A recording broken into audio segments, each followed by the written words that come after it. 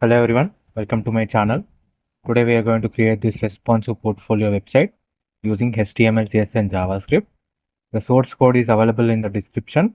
If you like the content, please do like, share and subscribe. The entire website is made uh, for professional use, for professional use only. You can use it for your resume. You can showcase your projects over there, and it will be a very good impression for your recruiters for your first job that you are looking for. It is a very professional website, portfolio website, and you can make it. It's a very beginner friendly website. Right now we are in the home page. We can see home, skills, qualification, achievements, projects and contact me. You can see the hover effect on the navbar elements. You can see the theme change button, that is to change from light mode to dark mode. When you click on it, you can change it from light mode to dark mode. It gives a very good functionality to this professional portfolio website. And you can see we have added our image exactly at the center, and we have the information, the biography. Then we added our icons like in LinkedIn, GitHub and Twitter. And we also have the skills section, and you can see whenever we hover on the skills section, the images will move. This is the hover effect that we have added. Then we have the education and experience section. You can see how neatly we have aligned them. Then we have the achievement section. You can see hover effect on them. The icons will rotate 360 degrees, as well as we'll get an border line. Then we have our projects, because we are using Swiper.js JavaScript library. So we have this functionality that we have added. You can see, and you can see the demo button also. Whenever we hover onto it, the arrow will move forward. And you can see this is the contact me form. We have added the informations like our email, WhatsApp number, as well as Telegram. And you can see the border effect whenever we try to enter the data into the input elements. You can see border changes to darker color, that is focus element. Then we have the send button. You can see this is the footer. This is the arrow button to move back to the starting page. As I told you before, this website has light and dark mode. This is the dark mode of the website, and you can see how smooth transition is taking place. The animation is very smooth. How detailing I have done in this project. Is a very responsive portfolio website that you can use for your resume, for your first impression to your recruiters. It will give a very professional look to your resume also. The website is entirely responsive, that is, it is also available in mobile as well as in tab version. Let me show you the mobile version. You can see this is the mobile version of the website. You can see how perfectly they have all been aligned. And you can see that the menu bar I have added at the bottom. At the bottom, you can see I have added the menu bar here. You can see giving an app-like look to the menu bar elements. Just like we open in our mobile phone, right? It gives a very professional look to your website, and the recruiter will be very impressive how you have made it look like a very professional app. You can use your resume too, and you can change the theme here by changing the theme button, which is right beside it, beside the menu element. It gives a very professional look to your resume, and it will give you a very good impression. The entire website is made using HTML, CSS and JavaScript. It is a very beginner friendly project. You can make this. The source code is available in the description, and the full tutorial is all. It will be also be available on the YouTube channel. Definitely try to visit the channel. There are a lot of websites that I've built, and each and every line of code is being explained. Full tutorials are all added into the YouTube channel every day. So definitely try to visit the channel for more amazing content. Thank you so much. Hello everyone, welcome to my channel. Now let's go through line by line code for this responsive portfolio website. Now let's go to the index.html file. You can see in the header tag, we have linked our fav icon using link tag, and we have linked links icons. Then we have linked the Swiper.css file using link tag. Then we have linked our main CSS file, style.css file. Then we have added the title, that is the Viram page, as the title of this website. Then we can go to the body section. In the body section, you can see right now we are in the header section. In the header section, we have the main nav bar. In that, we have the anchor tag, for which we have added art as the name and reference is given as hash. And we have given a class name as nav logo. Then we have another div element, that is nav menu div element. Inside that, we have an unordered list, and unordered list. Then we have a list item, and each list item considered has an anchor element, an anchor tag, and inside which we have an I tag for adding the remix icons. You can see RI home line. By adding this class name to this I tag, we can be able to integrate the icons into our website. Here I am using home line, which is a home icon for the home nav element. The same way we have done it for the skills, qualification, then achievements, projects, and contact me. Then we have a close button. This close button is for the mobile version, because in the mobile version we don't have a large amount of space like the desktop, right? We only have small amount of space. So what we do, we will hide the menu bar and we will have a menu icon. So whenever you click on that menu icon, we will get that menu item will be displayed. So that to remove that, we are adding a RA close button. It will be only be available in the mobile version, mobile screen size. Then we have theme change button. Theme change button, we have one. This is for changing from light mode to dark mode. This is one of the function that I have added in this website. Then we have a toggle button for the menu icon. So this menu icon will be visible only in the mobile view. Now let's go through the CSS, as well as I will show you the exact way, at what position, how they are aligned. Now let's go to the CSS also line by line, so that you can be able to understand section by section. So first we are importing the font family by using the edited import URL. Then we are using the variable CSS. This is nothing but the root element, right? So in the root element, what we are doing is that whatever the values that you are going to use in the entire website, those values can be given any name. You can see it like this. In such a format, you can give the name and you can give the values to it, and you can call these values into the into any section by using the var element. Let me show you. Here you can see for the body font family, we are using var body font. We are not mentioning what font it is. But if you go back, you can see the body font is already been written in the root element. You can see in the root element we have already written the body font. So we are just calling the value into our whatever section we want to use, so that you don't have to write this these robotos and sans serif for again and again. So it's one of the cleanest way to write the CSS file. Then we have the this is for the responsive typography, that is minimum width is 1024. So below 1024 uh, values for above 1024 pixel size screen size values, devices or water devices, these values will be applied. Then we have the base values, that is the starting values that we give to any website. Star indicates to overall to the website, that is box sizing is quarter box, padding is 0, margin is 0. HTML scroll behavior is smooth, so whenever we're scrolling, the scrolling effect should be very smooth. It shouldn't have any effects, right?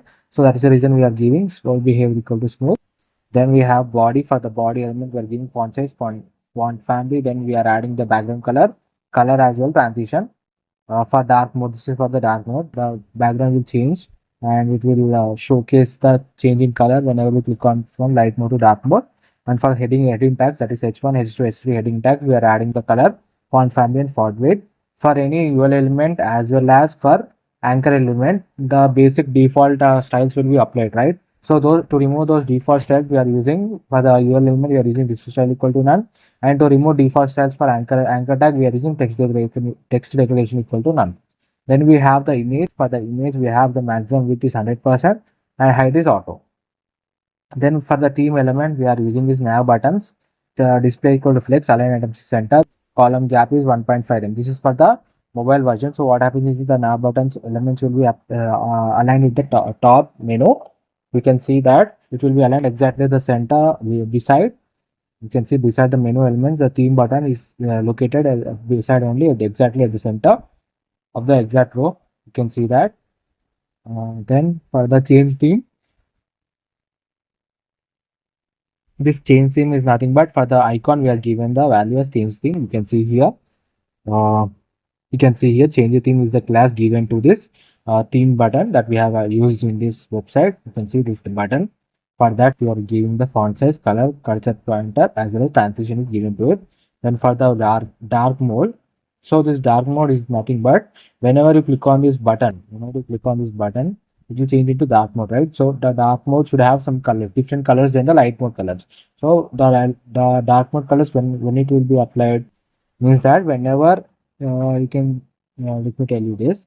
So whenever you click on this menu icon, you have this theme change moon icon, right? So whenever you click on this icon that is located at the top of the button, so what will happen is that if you go to the JS file, let me show you the JS JavaScript so that you understand it.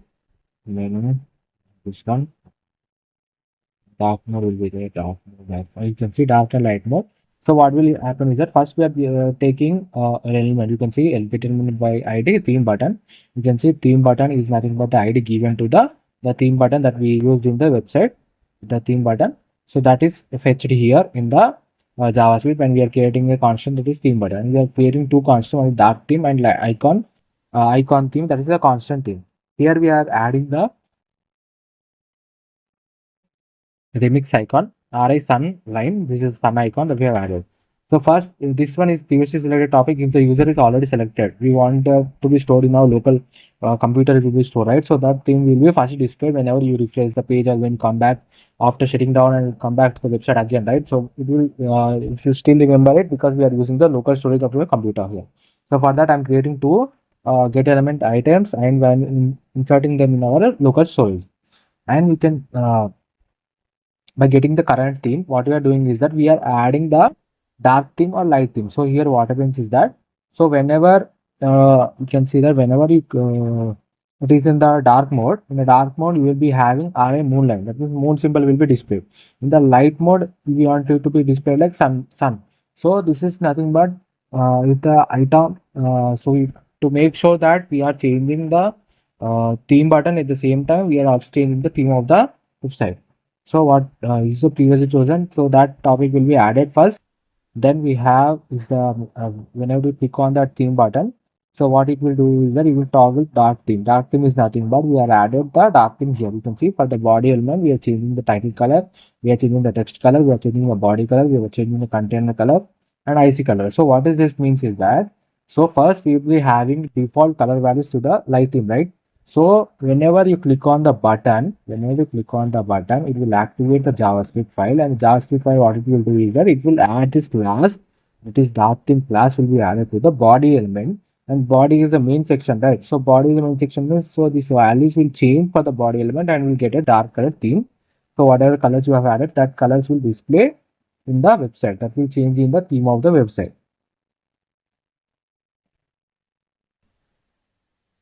You can see here we are also storing those values using the local storage.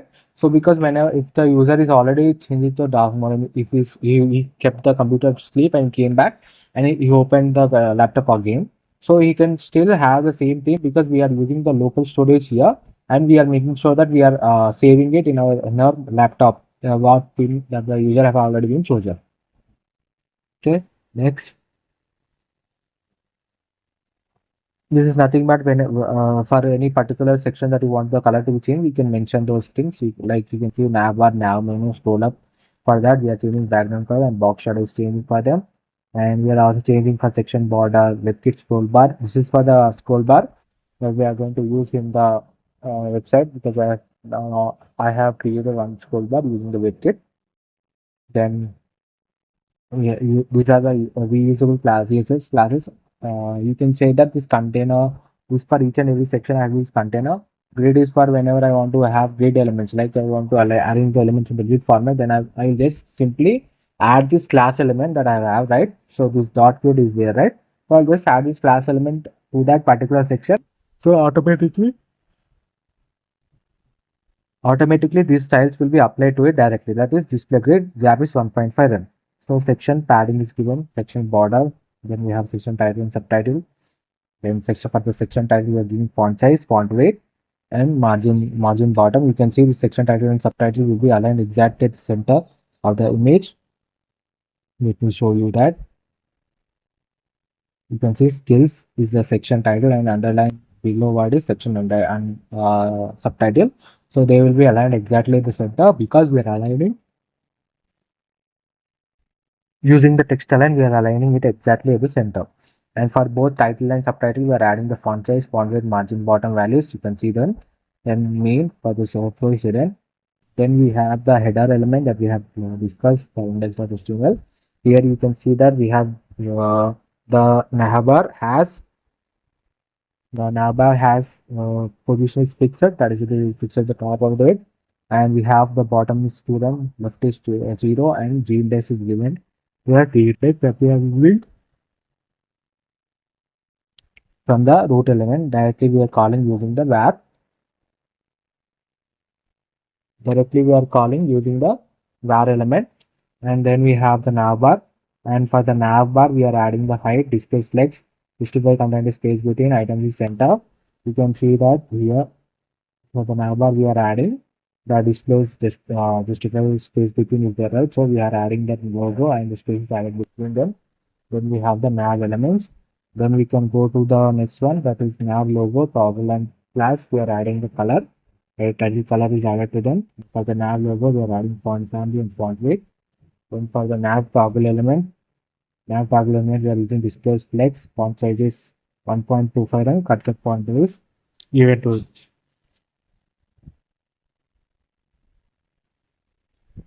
Then we have the red media screen max width is 1023 pixels. So below the 1023 pixel value device screens, whatever available, for those only these values will apply.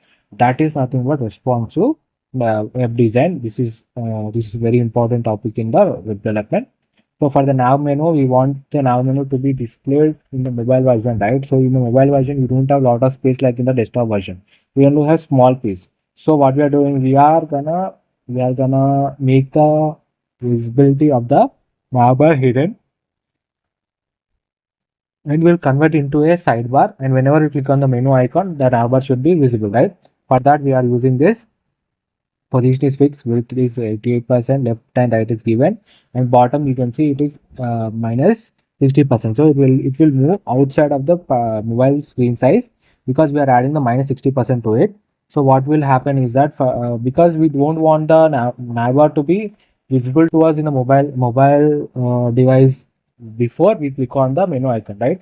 So whenever we click on the menu icon, we only want the side item to be visible. So for that purpose only we are given bottom equal to minus 60%, and you can see nav link hover we are giving color, and for the nav link I tags we are giving the font size.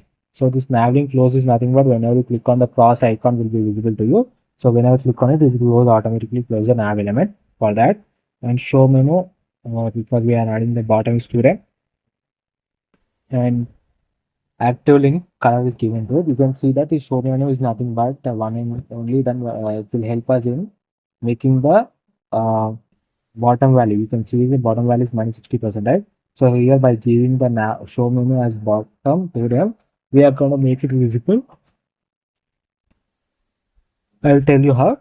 So what will happen is that we will have the menu icon, right? So we'll be having the menu icon. So what will happen is that whenever we click on the menu icon, you. First here I'm taking the nav menu, nav tab and nav close icons. I'm referring them here and using their class names. Then what I'm doing is that whenever you click on the nav toggle element, then it will add the show menu icon. So what is the show menu class has? The show menu class has bottom equal to rem. So what happens is that this 2rem bottom is equal to 2rem will be rewrite this bottom equal to minus 60. It will remove this bottom equal to minus 60 and it will replace it with bottom equal to rem. So it will automatically move towards upside because we are added transition is bottom minus 3 seconds. So with 3 seconds delay will display upside, giving a very professional look to your website. That's how we can combine JavaScript with our CSS and index.html using the class names. So it is very important that you learn everything. You have to be very professional with HTML, CSS, and JavaScript if you want to make a very professional website. And whenever you want to remove it, so whenever you click on the cross link, then automatically it will nav list will remove the show menu icon. So what will happen is that again it will the value will be changed. That bottom two rem will be replaced with bottom equal to minus 60 pixels. It will replace again, and it will disappear the it will make the disappearance of the menu icon menu items. Then we have the home section. You can go to the home section. This is the main. Then inside the main section we have the home section, and you can see we have a div as container. I've already told you container grid. These two values are the basic values that we have already written, and just by adding them to this class we are using those tags directly to our section. Here I am using h1 tag for adding some information. Then I have the br tag is nothing but break tag, which will break the line. You can see I am Abhiram. Then I have added the break tag. So it will go to next line. Next line is content developer. Then I have added break tag again. So it will go to based on Russia. You can see they are added exactly in different lines.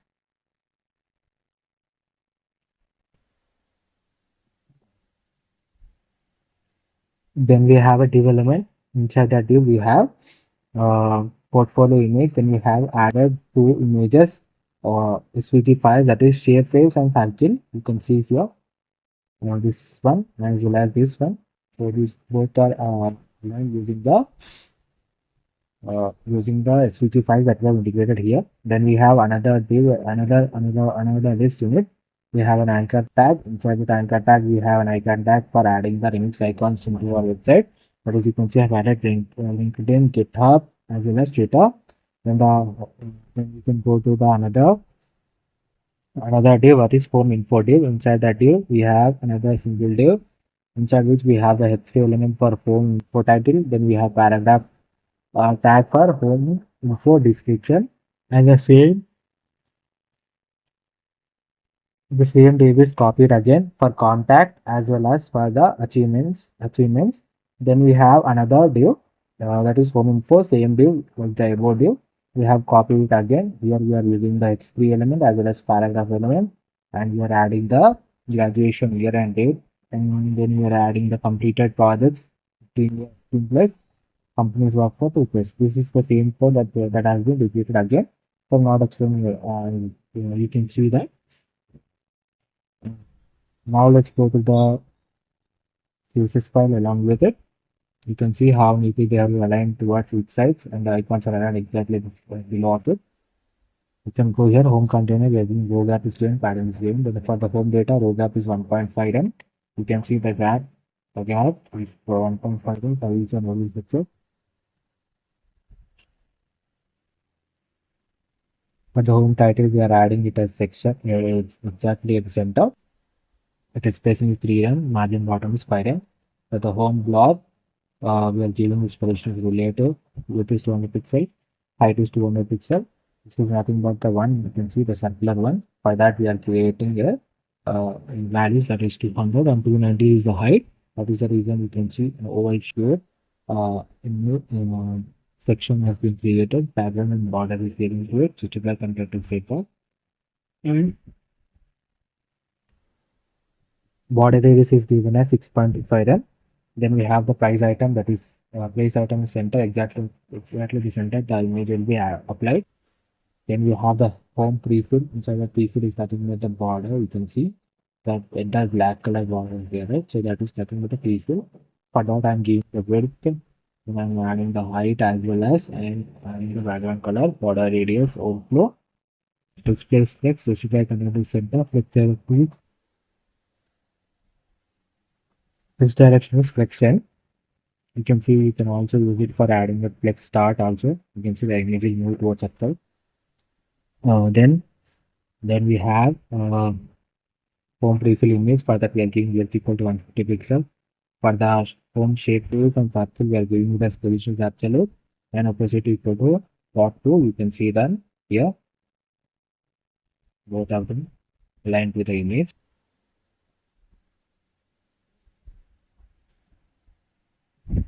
Then for the home shape circle, we are adding the width bottom. Then we are adding the height, transition is index. And for the social elements, we are justifying them at the exact root center and display given as flex. Column gap equal to 1.2, 1.25. You can see column gap is 1 to 1. Then we have the showing social link for each and every element. We are giving the font size, color, and transaction is given to them. And we want to change in color. So whenever you hold on to this one, whenever you hold on to this button, the buttons that we have, the social media buttons, it will change in color.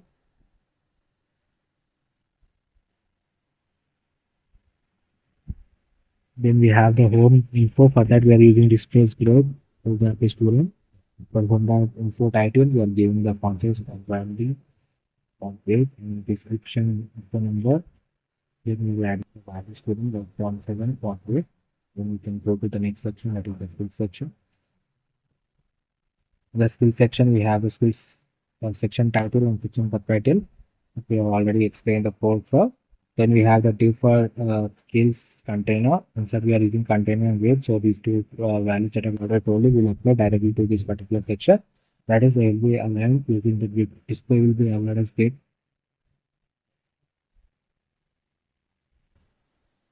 To these particular sections. Then we have a div. Main div, that is skills container. Inside that we have a stay element, that is a tick element. Inside which we have an I tag for basis icon as well as the name that is given as software developer. Then we have the skills info. Inside skills info, we have div that is copied again. Here you can see inside one div we have the image, this image, and inside H3 element we have the skills name and spare elements and skills subtitle.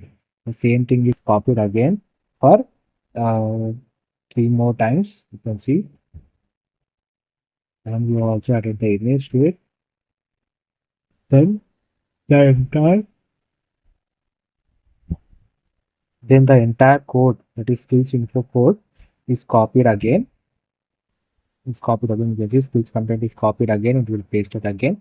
For adding few more, that is computer fundamentals, in that we are using DSA, and we are using the same code that we are used for the skills content one. Okay, the CSS. Let me show you the image. So this is the skills image. We have two sections. One is skill section 1, which is software developer. Skill section 2 is computer fundamentals. Two sections of data. Then we can go to the standard CSS file.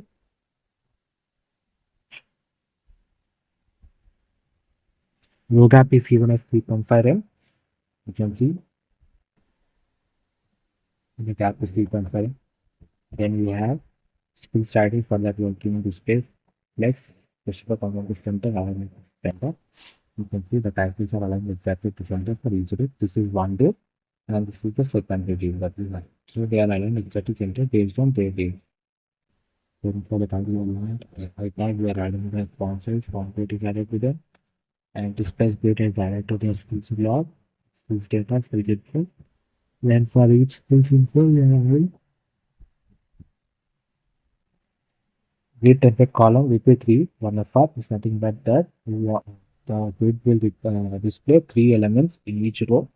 You can see 3 elements will be displayed in each row. This is one div. So in this one div, we have only 3 elements, and this is the second div. Inside also, we are having only 3 elements for one row, because we have mentioned grid template columns repeat 3 1 of n. And gap is mentioned here. Then we have the skills data. For that, we are using display analysis center, text analysis center. You can see how they are aligned exactly to center. You can see based on the line.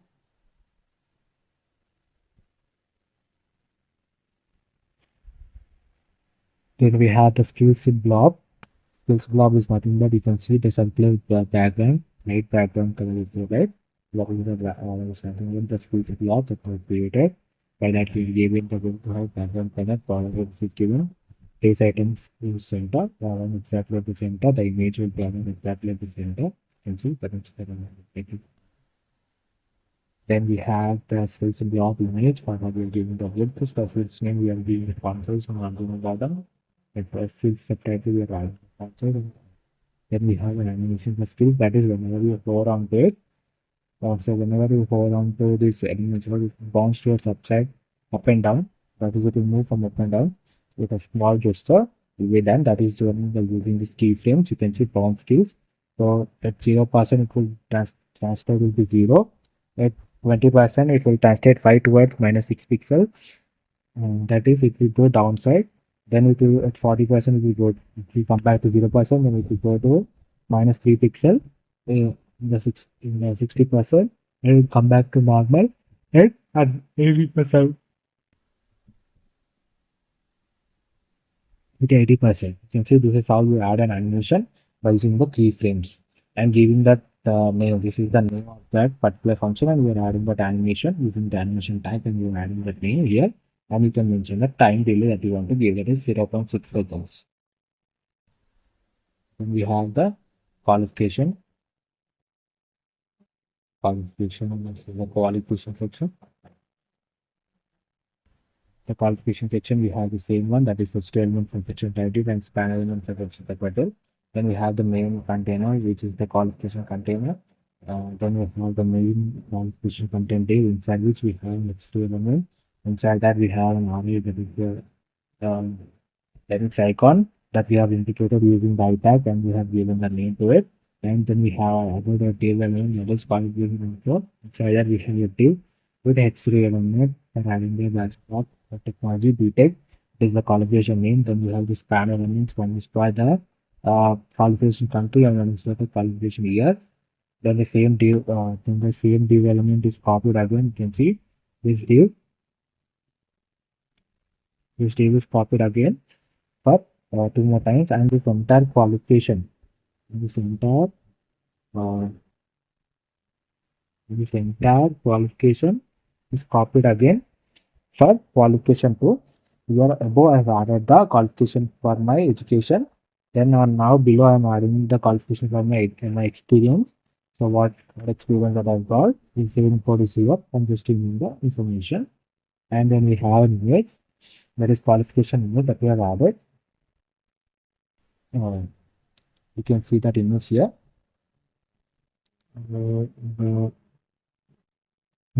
Dark mode is my video.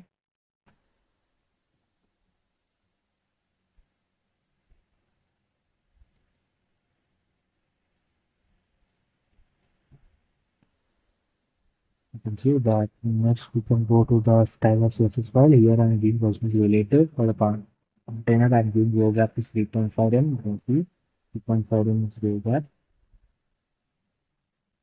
Then for the qualification title, I have given display strength, justify content center, align items center. You can see education as well as experience, for they have two different blocks, and for each block they are aligned exactly at the center. Then we have publication title info.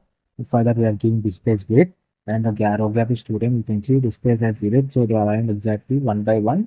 And the row gap, the gap between each and every section that we have right here, right? After the years we have gap, then we have the next one. Then we have gap, then we have the next one. So that is given here. Space grid, row gap is 12. Then we have the qualification name. Inside that qualification name, for the qualification name, we are giving the font size and margin bottom. And for the qualification content here, we are giving the display block. Font size and color is added to it. Consider. Then for the qualification name, we are adding the weight equal to 150 pixels. That position is absolute. You can see the image that I have in place. Then bottom is children. We have transform equal to rotate 2 degrees. Then we have the opacity equal to 0.1. Then we can go to the achievement section. Then we can go to the achievement section. This is the achievement section. Let's go to the code.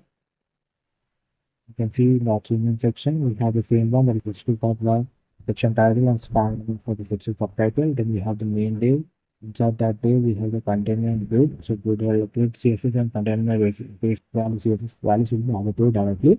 Then we have the main div, that is the achievements card. In that achievements card we have an I type for RA trophy element, that is for the icon. Then we have history element for achievement title, and we have the paragraph element for achievement description.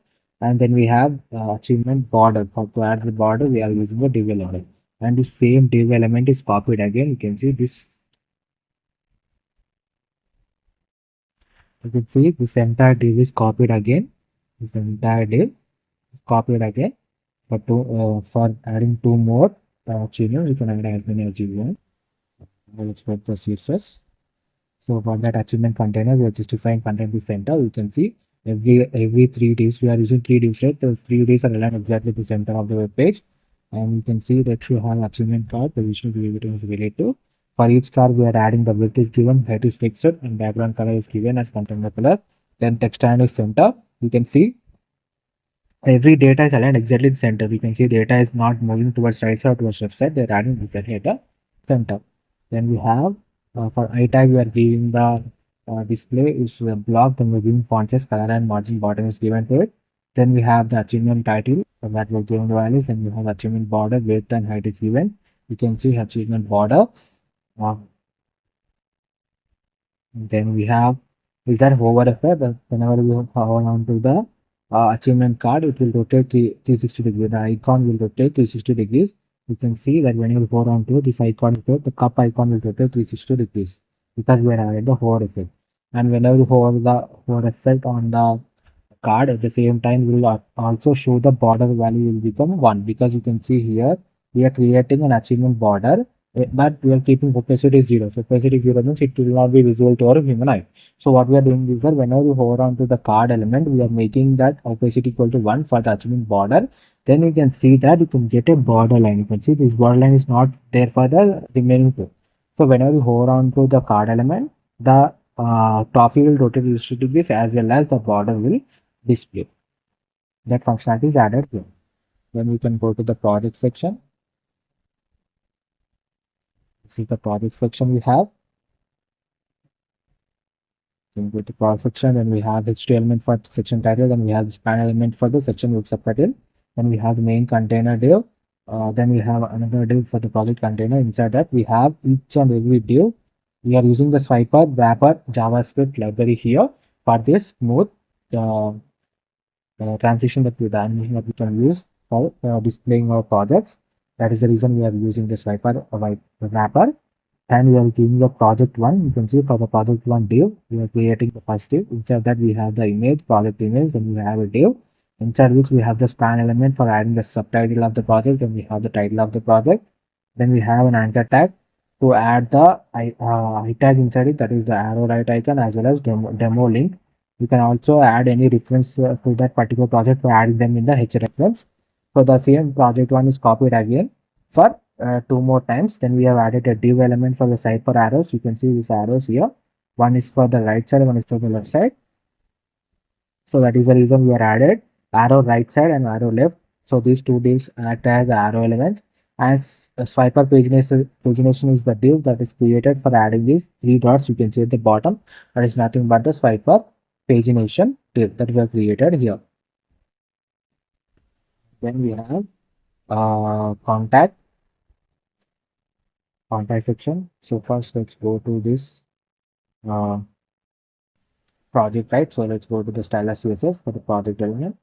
The project container overflow is initial, display is equal to grid for the grid, and justify content is center. You can see the project aligned exactly at the center, and we have the project image. For that we are giving the width, the border radius is given, and margin bottom is given to them. You can see the border radius, background border radius, we are getting curved, slightly curved edges to the image. Then for the project image, for the project subtitle, we are adding the font size and color, and for the project title also we are adding font size, margin bottom, and margin is added to them. Then for the project button, we are using align flex. We are aligning them exactly at the center. Then you can see for the project button I tag, you can see this icon that we have, right. So these icons we are adding we are applying the font size and transition is applied to them. And whenever you hover onto these buttons, you can see the translate text will move. That is, whenever you hover onto this demo button, you can see this demo button here. It is very close. The arrow is very close to the button. But when for the second one, it is far because I hovered onto this button and it will move towards forward. Then I click the photo of it so that you will be able to understand what will happen when you hover onto the demo button. So when you hover onto the demo button, the arrow will move forward, creating a transition effect. Then for the project container, we are adding the swiper button next, and preview buttons we are adding. You can see both buttons. The preview button, this button, next button, this is one of previous button. And further, we are adding the width, height is given to them. Margin, font size are also given to them. Then we are placing them using right and top values. You can see by mentioning those values, we are placing them exactly beside uh, both divs. Then we have the slide button, and then we have the slide page initial bullets. You can see bottom for 0 because they're aligned exactly the 0 section of the project section. And for them, we are giving the background color is given opposite is initial for them. Then we have the contact section. Where we are in the problem now, we are in the contact section. You can see in the contact section we have the SO tag, there is heading tag for section title, and we have the span element for section subtitle. Then we have the main container div. Inside that div we have the contact content div.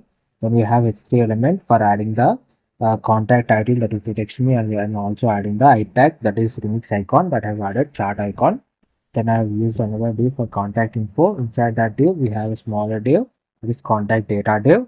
Inside that we have span element for adding the contact data title, that is email, and contact data info, that is email is provided here. The same div is copied again. The same div is copied again for WhatsApp and for adding the Telegram data also. And then we have another div, that is contacted. Inside this we have added copied exactly. Then we have another div, that is the contact content. Then we have an H3 element, that is have unique ID, that I use for the heading tag, and we've also added send to plane icon to it by using the I tag. Then the form is used here. For the form, I'm using a div element contact form div. Inside that I'm using a label, that is the name. Then I'm using an input tag for adding the input element, that I'm using the type is text. And for the same way, the same div is copied again for email, and I'm also mentioning type is called to email. Then I have the label for message. Then for the message one, I'm using the text area, I'm not using input because I can add text area will give more amount of information that your user can provide. Then a small information you can see here in the contact image. You can see the text area is larger than the input areas. For name and email, it is small because we are using input. And for the message, text area is large because we wanted the user to specify more information. Uh, when we have the send button, we have for send button we have.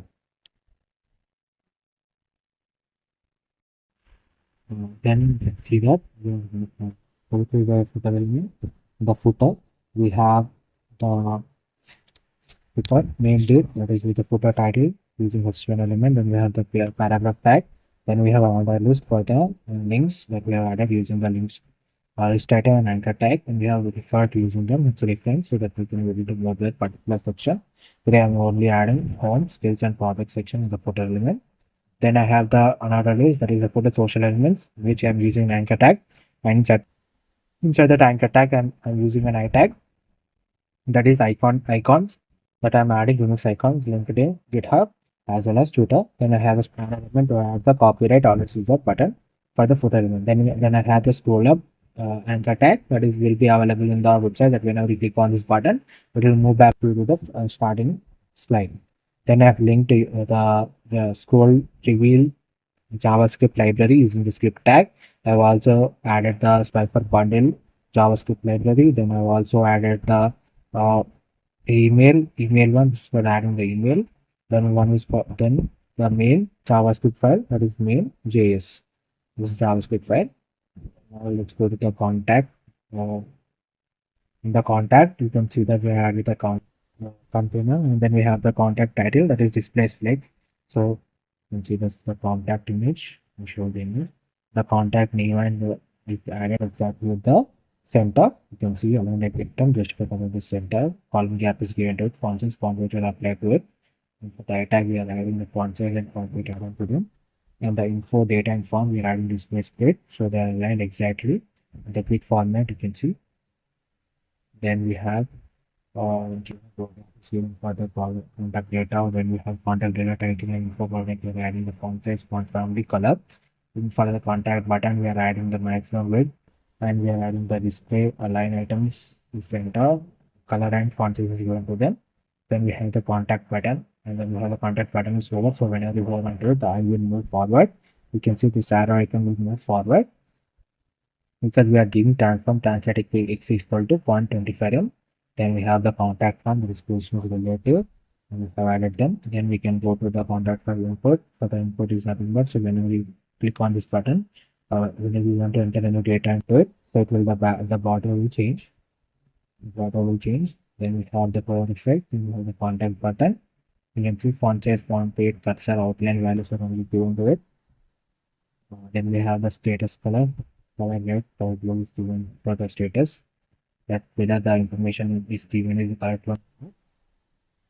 Then we have the footer. For the footer, we will add a text in the center. You can see the footer, they are aligned exactly in the center. All items, links and everything. Then font size, font weight is given.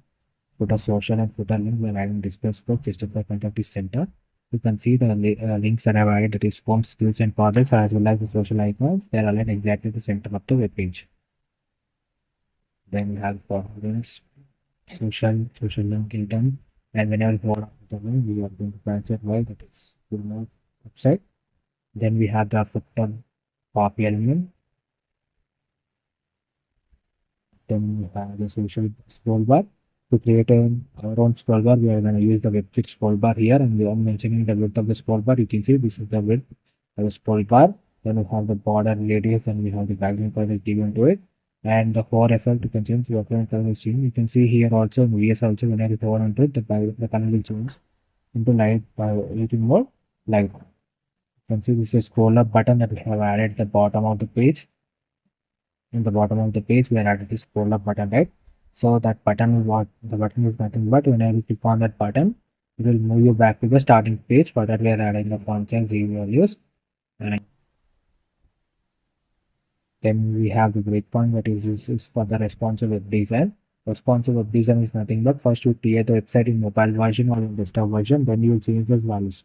Small changes will be there, not padding values, the display values that will change, because in the you can see, because we are, this is the desktop version, right? So a lot of space you are giving display grid and you are aligning them one beside another, but in the mobile version you don't have that much space, right?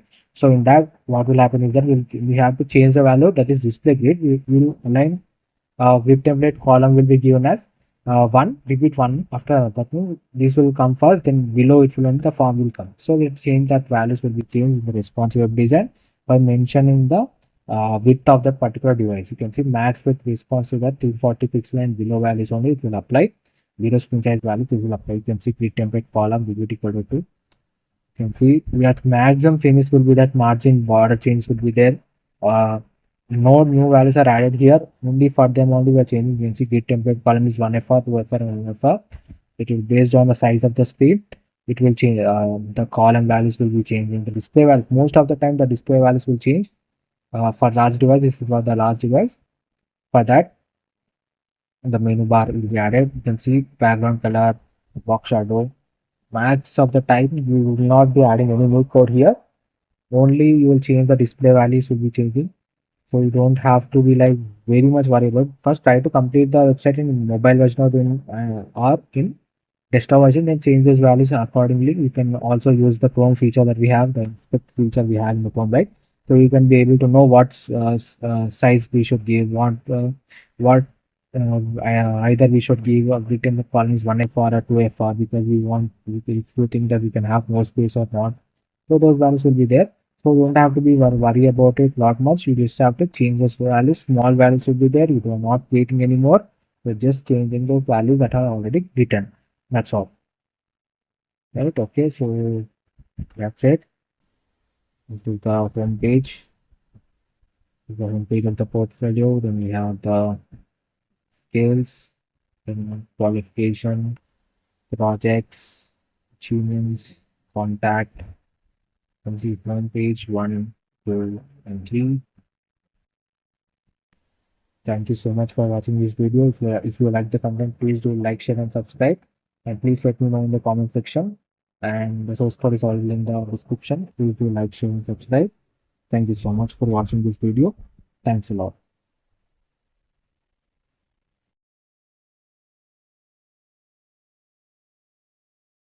Hello everyone, welcome to my channel. Today we are going to create this responsive portfolio website using HTML, CSS, and JavaScript. The source code is available in the description. If you like the content, please do like, share, and subscribe. The entire website is made uh, for professional use, for professional use only. You can use it for your resume. You can showcase your projects over there, and it will be a very good application for your recruiters for your first job that you are looking for. It is a very professional website, portfolio website, and you can make it. It's a very beginner friendly website. Right now we are in the home page. We can see home, skills, qualification, achievements, projects, and contact me. You can see the hover effect on the navbar elements. You can see the theme change button, that is to change from light mode to dark mode.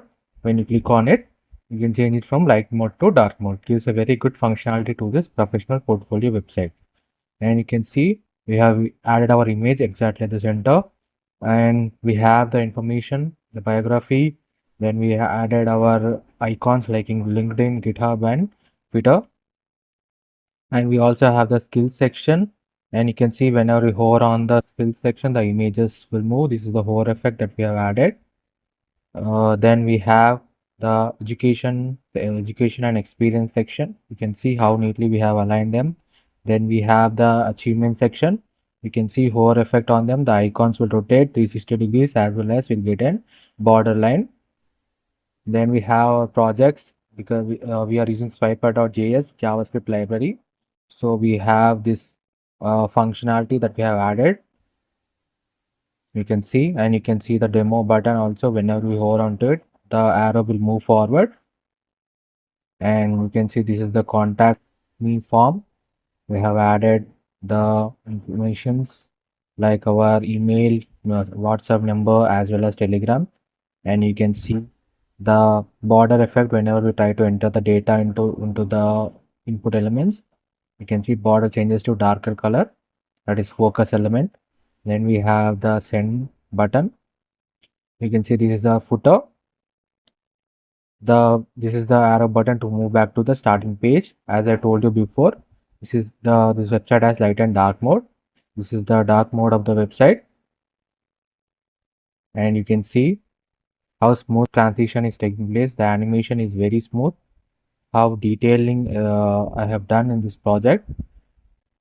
Is a very responsive portfolio website that you can use for your resume, for your first impression to your recruiters. It will give a very professional look to your resume also. The website is entirely responsive, that is, it is also available in mobile as well as in tab version. Let me show you the mobile version. You can see this is the mobile version of the website. You can see how perfectly they have all been aligned. And you can see that the menu bar I have added at the bottom. At the bottom, you can see I have added the menu bar here.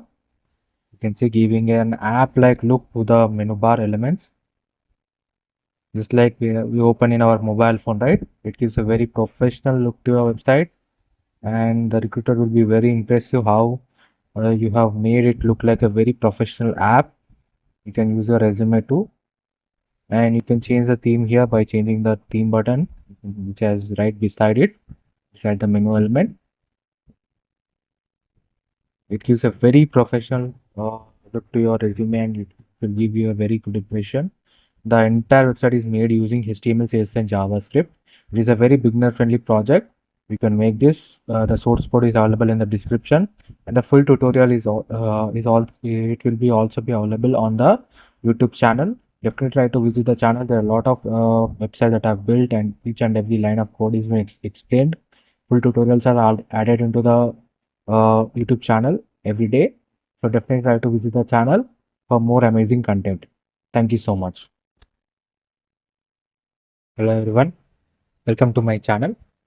Today we are going to create this responsive portfolio website using HTML, CSS, and JavaScript. The source code is available in the description. If you like the content, please do like, share, and subscribe. Now let's go through the each and every page. Right now we are in the home page. You can see the nav bar, and you can see the hover effect, underline hover effect, as well as we have included the icons into our nav bar, like the briefcase, fire, as well as home icon. And you can see the Abhiram is highlighted, and we have created a mask using SVG. Then we have the contact. You can see the hover effect, box shadow effect over it.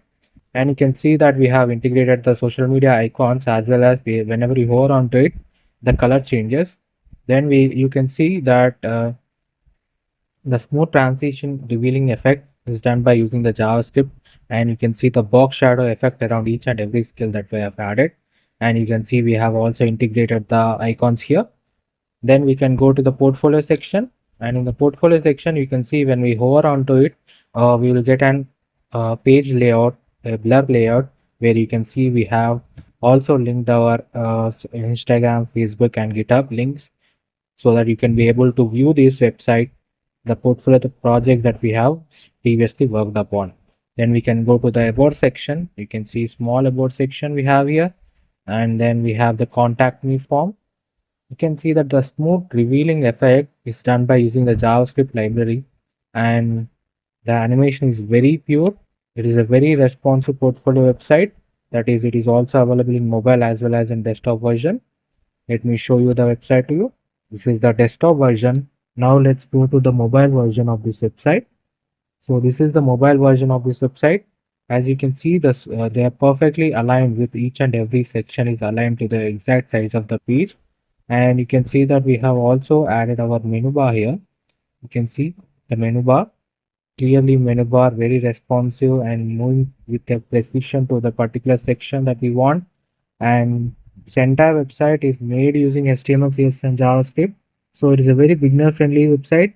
Uh, it is a very much professional website that you can use for your recruiting purposes, also for your resume projects, for your school projects or college projects.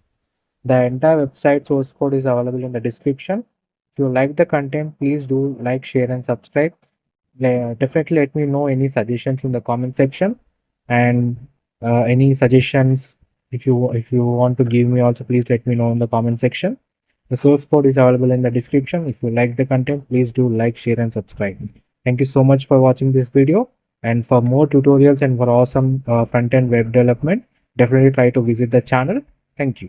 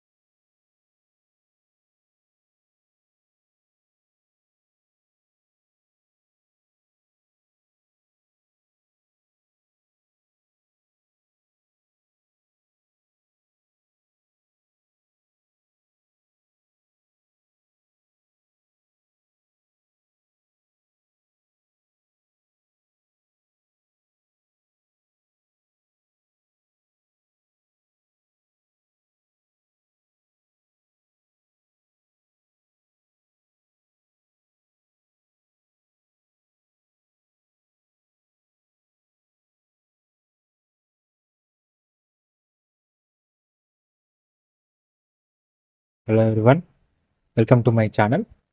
Today we are going to create this responsive portfolio website using HTML, CSS and JavaScript. The source code is available in the description. If you like the content, please do like, share and subscribe. Now let's go through the each and every page.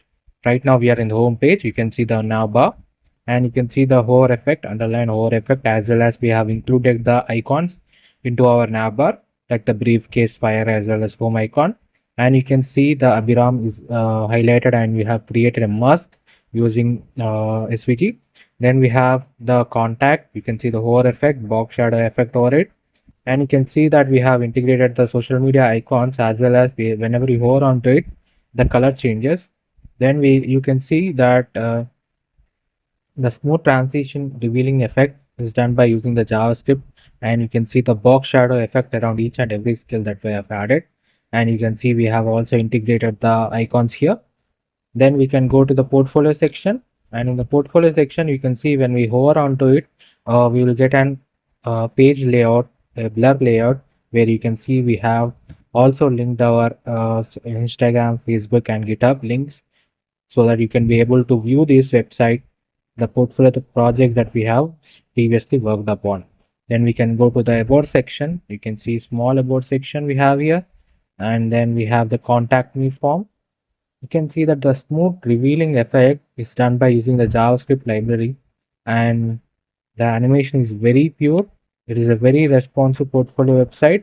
That is, it is also available in mobile as well as in desktop version. Let me show you the website to you. This is the desktop version. Now let's go to the mobile version of this website. So this is the mobile version of this website. As you can see, this they are perfectly aligned with each and every section is aligned to the exact size of the page. And you can see that we have also added our menu bar here. You can see the menu bar, clearly menu bar, very responsive and moving with a precision to the particular section that we want. And this entire website is made using HTML, CSS and JavaScript. So it is a very beginner friendly website. Uh, it is a very much professional website that you can use for your recruiting purposes, also for your resume projects, for your school projects or college projects. The entire website source code is available in the description. If you like the content, please do like, share and subscribe. Definitely let me know any suggestions in the comment section, and any suggestions if you want to give me also, please let me know in the comment section. The source code is available in the description. If you like the content, please do like, share and subscribe. Thank you so much for watching this video, and for more tutorials and for awesome front-end web development, definitely try to visit the channel. Thank you. Hello everyone, welcome to my channel. Today we are going to create this responsive portfolio website using HTML, CSS and JavaScript. Now let's go to the website. Right now we are in the home page. You can see the hover effect that is done by using the before and after effect in the CSS, and you can see that continuously looping information about the person like graphic designer, video editor. This is done by using typed JavaScript library. Then we have a hover effect on the button, and you can see a box shadow effect around the portfolio image and having a very curved edge towards the right hand top side. You can see giving a very professional look to your website. Then we can see the social media icons at the bottom. Hover effect changes the color of the icons. Then we can go to the next section, that is our skill section. You can see skill section has two containers. One is for technical skills and one is for professional skills. And here you can see the box shadow effect that I have been done, and I've also added the icons here. You can see JavaScript, Python, CSS and HTML, and we have created a bar effect that will display the percentage of proficiency that we have in that particular skill. You can see that is also for there for the professional skills also. Then we can go to the education section. You can see for the education section we have added the image as well as the details like what degree you have done and the small information that you can provide about your education. Then we can go to the careers page. In the careers page you can see a small description that is done here, and we have created this professional summary icon by using the CSS styling, and at the same time for the same career goals also. And here you can see we have created a box shadow effect card which gives a 3D look to the website that to the professional website. And you can see we have added some main information here like long-term and short-term goals. Then we can go to the testimonial section, And in the testimonial section, you can see we have integrated an image inside a text and giving a very professional look testimonial section where the other people have given information about you, how you work about, and you can see the very professionally done box shadow effect here that is added to them. And you can go to the contact me section, and you can see for the contact me section, I have also added the envelope icon here. And you can see this is the contact me form, name, email, and message. And you can see the whole effect on the button. And you can also see the icons that I've added here, like email, phone, and address icons. The entire website is made using HTML, CSS, and JavaScript, and this website is also available in mobile view as well as in tab view, which gives the professional website, a responsive professional website. And let me show you the this is the mobile version.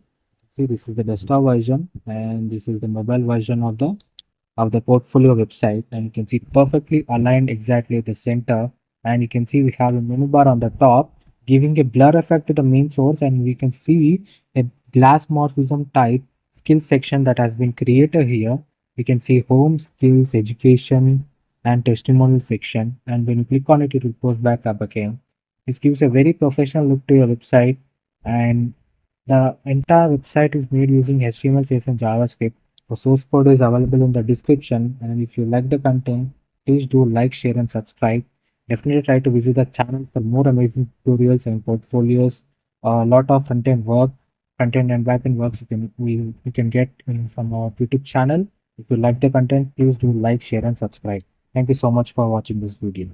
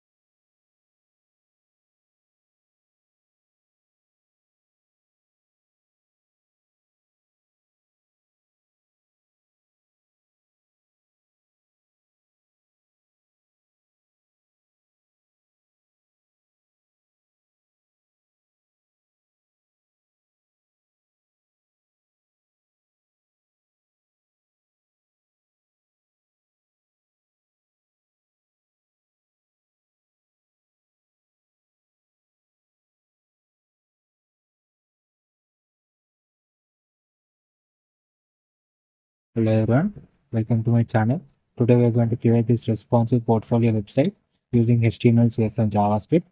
Now let's go to the website.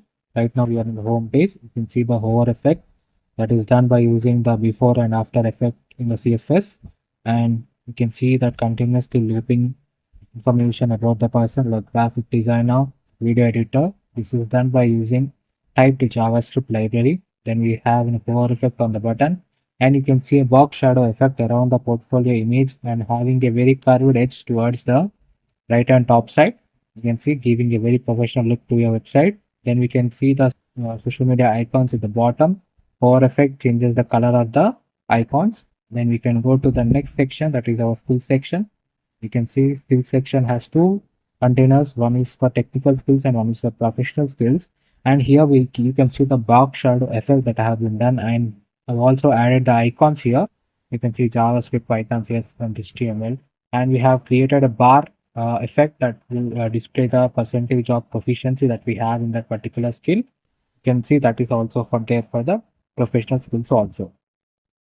Then we can go to the education section. You can see for the education section, we have added the image as well as the details like what degree you have done and the small information that you can provide about your education. Then we can go to the careers page. In the careers page, you can see a small description that is done here, and we have created this professional summary icon by using the CSS styling, and at the same time for the same career goals also.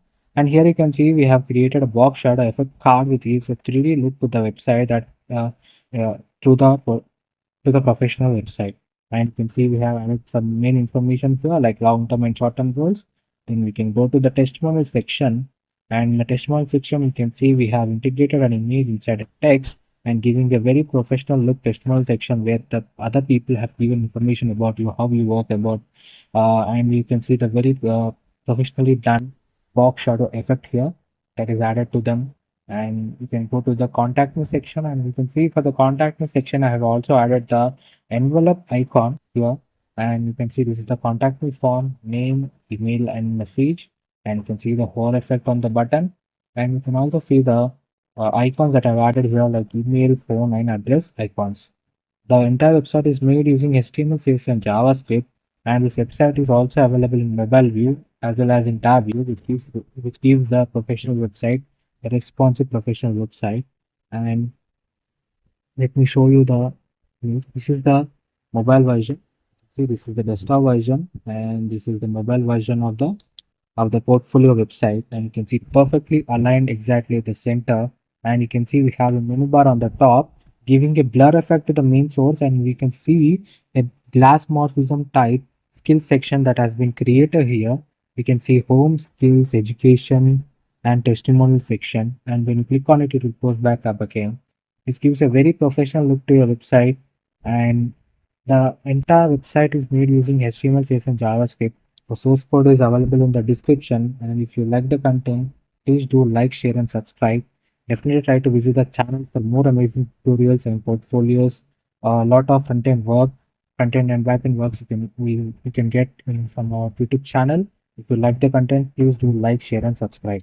Thank you so much for watching this video.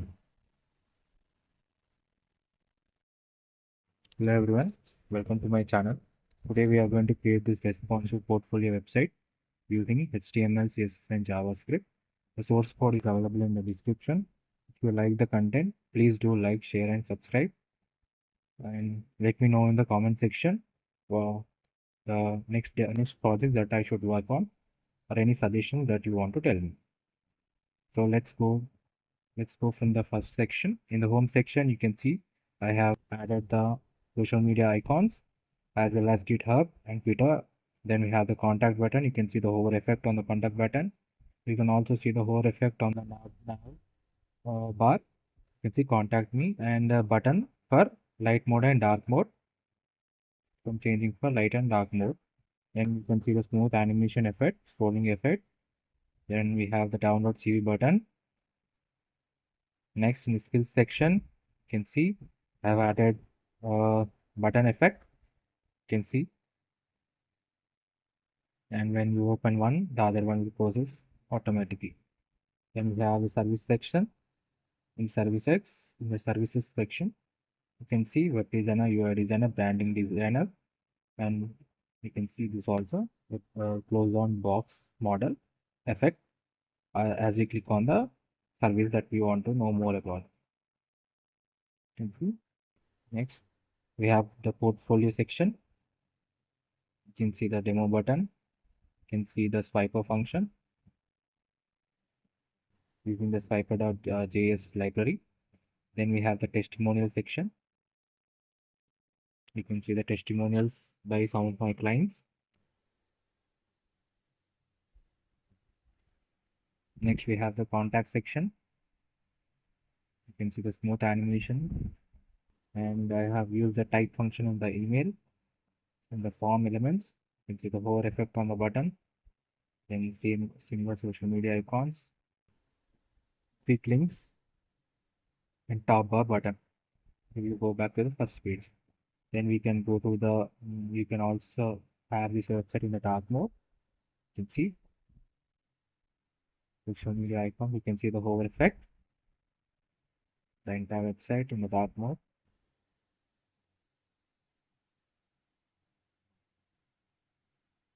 You can see the smooth animation and transition effect. Swiper.css file, swiper.js is used in this website design. This website is totally responsive. That is also available in the mobile version. Let me show you the desktop version. Now let's go through the mobile version. You can see the mobile version. The smooth transition effect and the navbar is available in the below. You can see you can move from one section to another section. It gives a very professional app view to your website, and it is also available in dark mode. So the source code is available in the description. If you like the content, please do like, share, and subscribe. Definitely try to build this project. Thank you.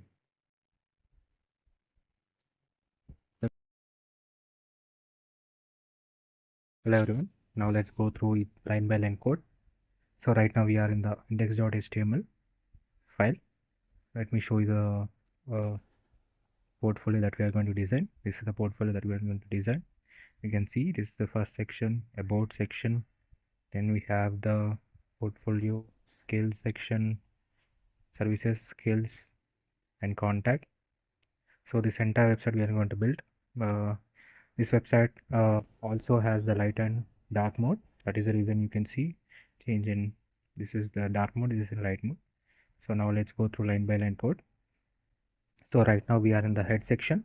You can see the meta tags. Then we have the link element to link the uni icons with our index.html file. Then we have another link link tag for using swiper.css. Then we have another link tag used for link styles.css main styles file. You can see this is the main styles CSS. Then we have the title, that is responsive portfolio. Then we have another link tag to have the scroll, that is AOS animation. This will be used for the animation, that animation effect.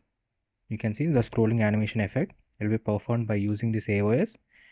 So we are going to link that to our index.html file. So next we go to the body section. In the body section, right now we are in the header section. You can see header, then we have nav, then we have an anchor tag to have the heading, that is art. Then we have a div, a nav menu div. Then we have unordered list, UL unordered list. Then we have list item with anchor tag. In that we have an icon, that is I tag for your bringing on or to link a state icon, that is your uni icon that we have linked previously. So for the home, about, skills, services, portfolio, and contact me buttons. Then we have another I tag for nav close, that is times button, nav close button. Then we have another div with nav buttons, that is one div is for the moon change. You can see here this moon, this sun symbol. It will be there in the moon symbol in the dark mode. So that is linked here using the I tag. Then we have another div that is nav tag toggle, that is UI apps links. You can see this in the mobile version. So let's go through the CSS file section by section. So now let's go to the header section. First we'll go through the default values that I have written. So first we are going to import the Google fonts using import URL. Then we have the root element. So whatever the values that you want to use in the entire website, you don't want to mention everywhere, you don't want to write them, but by using var element uh, you want to add those values to those particular sections. Then you will use root. In this root you will mention all the values, like I mentioned header height, hue color, first color, border colors, then text color, then body fonts, then font sizes, all the font sizes that I'm going to use in this website. Then I have the margin bottom values. Then I have z index values also. So all these values are that you don't have to mention again, you don't have to write all the values again. You can just mention it here, and then you can just call them by using var. Let me show you an example. You can see here color var title color. So by using in such a way you can call these values. The one of the best reasons is that you can change at one place, and the entire places there wherever you used, like you want to change the first color. So if you change the value here itself, then the entire places, entire sections where I've used those all values will be changed. So you don't have to go through each and every section and change those values. So next we have font sizes for large devices. You can see that for desktop versions we want the the font text that we want to be in larger size. For the mobile versions we want them to be in the smaller size, so that we want them to be respected towards the size of the device that we are holding, that we are using. So for the larger devices we want the font values to be bigger, so we are increasing those values, and we are using at media screen, so that only at that particular 968 minimum width only these font values will apply to them. This is how you use responsiveness to the websites. Next we have body dark theme. So this body dark theme is that let me explain you here itself. So you can see here a sun button at the end, contact me beside. So whenever you click on that button, so what will happen is that let's go to the main CS JavaScript also, so that I can explain you all. Just 1 second. Then what this one? Dark theme. So you can see that whenever I click on that button, theme button is the ID that I've given to it. You can see here theme button ID I have given. So whenever I click on that button, so what it will do means it will first create a constant, that is theme button, and we have two constants as dark theme and icon theme, and we are going to check the local storage of your personal computer that you are using. It may be personal computer, it may be laptop that you are using. First it will check what theme is applied onto your device. So that is for example, if you think I'm in the light mode right now, then it will showcase that that will have a capture that the data that is there in the local storage will be there. It was used in the light mode, so it will be in the light mode. Then what it will do means it will get the body dot classes that contain, so it will add those values. If you click on the moon button, you will add the dark theme. So the dark theme values, what are those values? Dark theme has some values that has been set. Those values are present in the styles.css, and those values are here. So that is, whenever you click on this body.dark theme button, then these values will apply to the entire website. That is, the colors will change. That is, first color, title color, these all colors will change, and you will get a dark theme. And next you can see the button dark and light theme. You can see now buttons display flex align item center. It is for this only. For these buttons we are applying the values. You can see here. Then we will apply the change. But if we validate if the user previously chose a topic, this section what it will do means, for suppose you have taken the dark theme, and then you have refreshed it, but you can see that it will still stay in the dark theme itself. That is stored in your local storage itself. That is what is the previous theme that is available. It will check and it will validate if user have already checked. So if the user is already chosen the dark theme, it will keep it in the dark theme. Then we have add. So you can see whenever you click on the dark theme button, then you that is, if you click on the moon button, you will get the dark theme added to the class list. You can see body dot class list. So what it will do means it will add these values. It will add these values to the body entire body of the index.html file. Next, so by clicking on the sun button, we can come back to the normal stage. This is done here. This is the entire code. So next we can go to the CSS. Next we can change theme over. Next we have the base. These are the default values that we have to the website. As box sizing is border box, padding, margin. Then HTML scroll behavior smooth is that you have to mention it because it gives a very smooth scrolling effect to the entire HTML. Then we have body. For the body we have margin, font family is given, font size is given, background color is white color. You can see the color of the text is text color. So let me explain you by showing you. So one second. Home section. So here we are in the home section. You can see entire border is in the white color. Then for the h1, h2, h3 elements, we are adding color and font weight. For UL, list style is none, means that for basic default values are already given to the another list. So we are removing all the style elements by using list style equal to none. And similarly to that, we are also having default values for the anchor tag. So we are removing those values by using the text decoration as none. For image, we are giving max width is equal to 100%, height is auto. These are all the default values. So there are values that we want to continuously use in the website, that is section. So section has similar padding values. Here we are using 2rem, 0 and 4rem. Then we have section title. For each and every section we are going to use the same values, so we are reusing them here. Font size and color is same. Then we have section subtitle, displays block, font size, margin bottom is taken. Then text align is center for both margin title and subtitle. You can see this. Let me show you. You can see the heading and the subheading. So section title and section subtitle both are at the center, aligned exactly at the center. Next we have the layer, that is container. Container max width is 758, margin left is margin left, margin right. Then grid is display. Then we have gap is 1.5 header. For the header we want width equal to 100%, position is fixed, it is fixed at top, and z index is highest z index is given. Border color is background color is exactly same as the body color, so that whenever we move back to the dark version, the entire header also will turn into black color.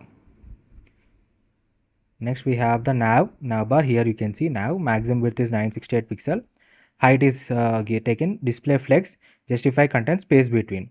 So the reason to use space between is that so you can see this is the logo, and this entire nav bar along with the tag, these all are comes under one div. So we are aligning both of them by using the spaces added between them. So you can see here that is given here, that is justify content, space between, align item center. Next we have nav logo and nav toggle, color and font weight is given. Then we have, whenever we hover onto the nav logo, you can see the color change in the color will change. You can also see here the blue color in the home tag. It is similar to this also. Whenever you hover onto that one, it will change into blue color. Next we have nav toggle, cursor pointer, hover, same effect. And for the mobile version, this is for the mobile version, that whenever in the mobile version we won't have space like in the desktop version. We don't have this much amount of space. We'll only have small space. That is because the screen size of the mobile is very small.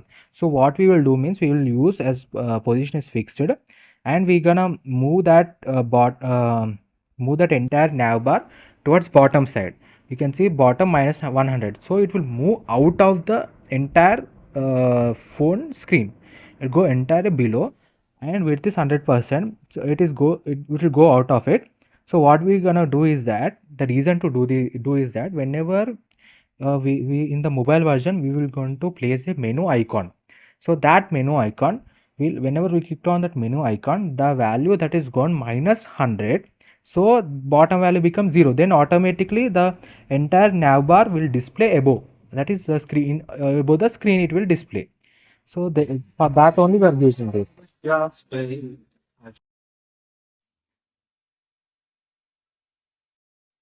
So then we have nav list is given as grid template column repeat 3.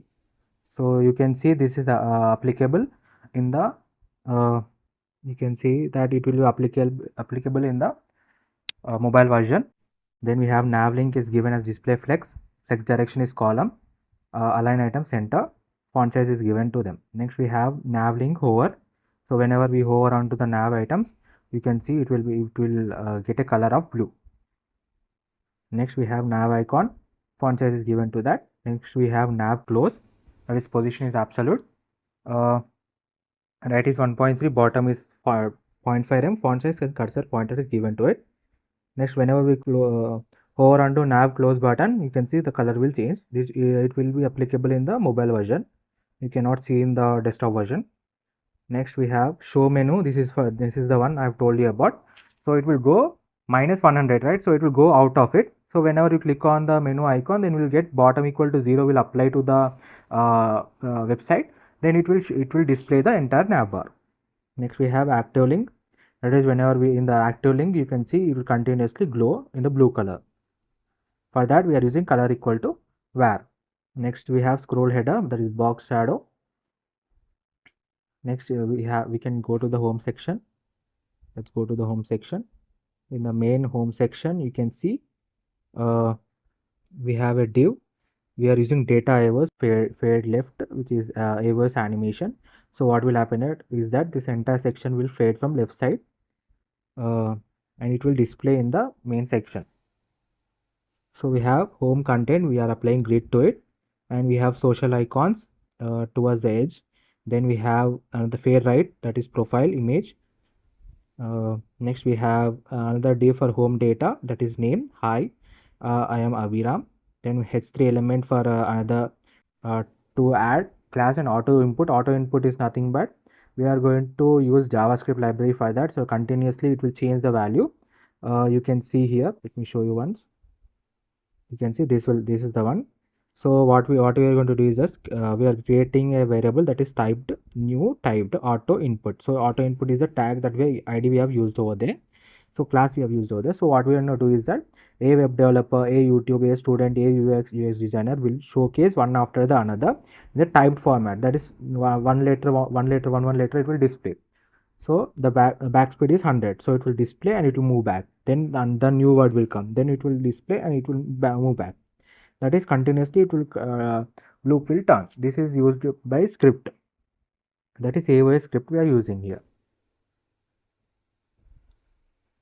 Next we can see home data. Then we have paragraph tag. Then we have anchor tag for contact me button. You can go to the CSS file. That is home container. We are using gap equal to 1. You can see the gap between here. This gap is nothing but 1 rem. Next we have home content. Grid template is 0.5 fr 3 fr. You can see entire home content we are dividing into 3 parts. One is this one, that is social media icons. Then we have the data, home data. Then we have the image. Next you can see padding top is 3.5 m, align items center. Then we have home social icons. We are using display grid template column max content. When using row gap is 1 rem. So here we are using this so that it will be aligned one after the another like this. You can see here in the image. Then we have home social icon. Font size is given, color is given to it. Then we have home cycle so whenever you hover on it, the color will change and the transition effect will take. So what will happen is that whenever you hover onto this button, it will move upside. You can say translate y. So translate y minus 0.25 m. So it will move upwards. Minus means negative. So it will move upside. Next we have home blob, width is equal to 200 pixel, fill equal to next we have home data, grid column is 1 by 3. You can see 1, 2 and 3. Then we have Home title, we have given the values, font size, similar values, font size, color, font weight, and margin bottom. You can see margin bottom also. After the title we have small gap, that is nothing but the margin bottom that we have provided. In home description we have margin bottom given to that also. Then home scroll button. Next we have the scroll name, scroll arrow. You can see these all values will come here. The button, for the button. Next we have the button element. For the button element we are using inline block. Background color is given, color, padding, border radius, and font radius. You can see the border radius is minus 0.5 rem. So that 0.5 rem is nothing but the curve at the edges. That curve is done by border radius. Next we have button hover effect. The background color will change. Next we have button icon. The icon, for the icon also you can see the icon, the small arrow icon. Then button white. Then we have button white hover effect, and we have button flex. So display inline, align items is center. Next we have button small, padding equal to 0.75 m. This button small is for the mobile version. Button link is given. Then we have button link hover effect. That is whenever you hover onto it, we can get a background color is transparent and color will be first color. Then we can go to the about section. So in the about section, you can see we have H2, that is section title, section subtitle. We have already gone through it. So these two values are already mentioned. So next we can go to the next one is div section. We using fade left. So it from the left side will fade into the inside the website. You have a div that is about data div. In that we have the paragraph tag for the description, and we are giving a small information, that is how many years of experience, how many projects have completed, and how many clients have done by using span element. You can see span is all the tags that you are going to use, that we have used. Then we have another div for button, that is to download CV. So we can go to the CSS here. You can see about image width equal to 200 pixel, border radius is 0.5 m. So let me show you the image so that you can understand it while we go through it.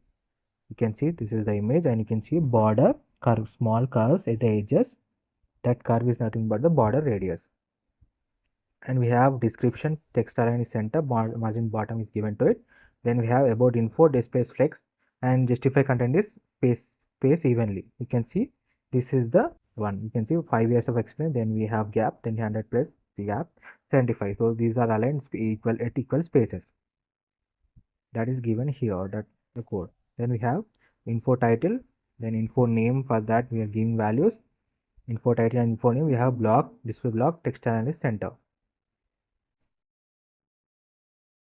Then we have about button, display flex, justify content is center. You can see it is aligned at the center. Next we have skills section. Let's go to the skills section. The skills section, you can see the same first two elements, that is H2 and span element. We are having section title, section subtitle. So these values, skills and my tech knowledge will be added exactly at the center. You can see here skill section. So both section title and section subtitle added at the center. Then we have skill set, that is display flex, justify content is space between. First let's go to the HTML file. So first skill we are gonna have is that skill 1. Here I am adding using div for skills header, skills enter content. Then I am using div for skills header. And first we are going to add an UI element, that is, you can see here, you can see this element, the icon. Then I have another div to have h1 element for the name, that is front-end developer, and span element for more than 4 years. Then I have another tag for arrow for angle down button. You can see here, you can see this icon.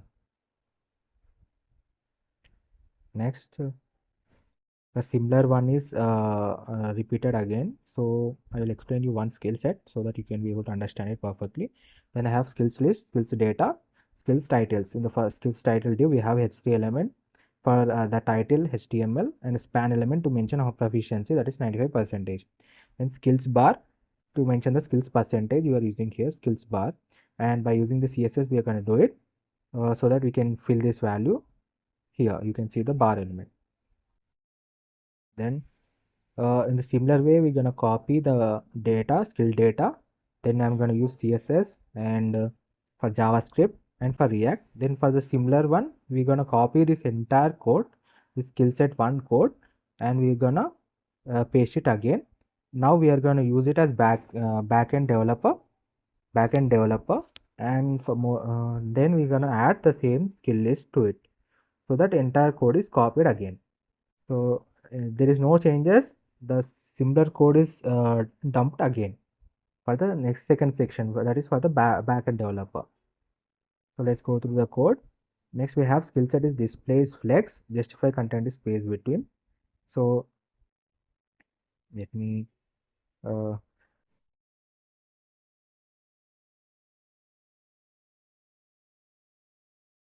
okay. Now where we are, yes, we have skill header, displays flex, align items is center, margin bottom is value specified, then cursor is pointer. You can see skills icon, skills arrow. You can see both one, that is this icons and the arrow buttons. You can see both arrow buttons. For them we are adding font size and color. Next, for the skill title we are adding font style. For skill subtitle we are adding font size and color. Then margin left for the arrow icon. Transition is 4 seconds. Then we have skills list, for which we are adding row gap is 1.5 rem and padding left is 2.7 rem. So what will happen is that the gap between each and every skill is added here. That is row gap is 1.5 rem. Then we have titles, displays flex, justify content space between. So each and every one, every skill will have equally spaced between them. That is done here. Then we have for the skills name we are adding the font size and font weight. For skills bar, this is how we are gonna add the bar effect to it. We are gonna mention the percentage. Height is equal to 5 pixel. Border radius is 25 rem. 0.25 rem. You can see the curvature, the circular one. Then we have skills bar. Background color is we are adding the skills bar. For skills percentage we are using displays block. Background color is given to it. And for each and every skill section I have mentioned here, that you can see show you here. Here we are having a div with a span element, a skills percentage and skills HTML. We are not mentioning any value because this value will come from here. You can see skills.html width is 95%, so that width is nothing but this blue color line. You can see that is how we are gonna mention the bar effect to mention how much percentage of proficiency we have in particular skill. So this is the code that for each and every section. Skills Python. Then we have skills close, skills list, that is height is 0, overflow is hidden. So whenever you click on this front-end developer button, this arrow will come up and the entire list of skills will down. So whenever you click it again, then entire list will be hidden. So that is the reason we are using overflow is hidden. So all list will disappear. Then max content, then we have transition effect, that is rotate minus 180 degrees is nothing but, so whenever you click on, you can see this icon, you can see here this icon. So whenever you click on this button, it will rotate and it will rotate 180 degrees. You can see in the V shape, reverse V shape, that is added here. Next we have the services section.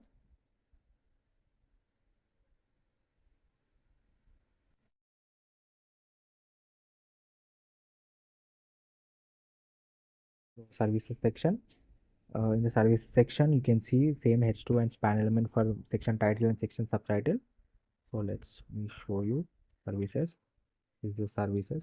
You can see the small boxes around behind it. These are the services. Then when you click on that service to view more, then you will get this box effect. You can see service container gap is 1.5 rem. Grid template column says that to repeat to 1fr. Then you have service content. You can see here we have the div as service content. In div, another div we have for mentioning the h3 element to mention what what service you are providing, that is web developer. By using BR means break tag, it will break the element and it will form it in the next line. You can see here web, and after that we are getting the developer. You can see here a span element for view more button, and we have an arrow button link. So you can see here below. So whenever you click on that view more, you will get this box icon and it will display more information. Then we have, this is the hidden data, that whenever you click on that button, view more button, this div will be displayed. That is, it will contain div element with h4 element, that is web developer. Then we have UL, another list and list item, and I tag for mentioning the to represent the icon. You can see this icon, tick icon. Then we have some data that we have written using paragraph tag. So whenever you click on this view more button, this will display in such a way, it will hover entire box and will display the information. And whenever you click on this X icon, it will close. So for that, we are using service content, position is relative, background color is given, padding, then we have border radius and transition. You can see the box, the border box shadow is nothing but the box effect around the box, each and every box. Then we have service. So whenever you hover onto it, the box shadow will display. Next we have services icon. You can see the icon here. You can see above that icon. Next we have services title. We have services title. For that we are given values. Then we have services button, pointed buttons. Then services model is the one, the square box. You can see this square box is nothing but the services bottom model. I am using position is fixed, top is 0, left is 0, right is 0, bottom is 0, so it will align exactly at the center. Background color is given, display flex, all items are aligned exactly at the center. You can see. Then we have padding z index is higher, z index is given to it, opacity is 0, visibility is hidden.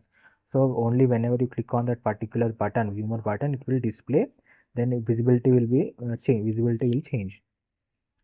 You can see services model content. Then we have flex, model title, model flows. Model flows is nothing but the button.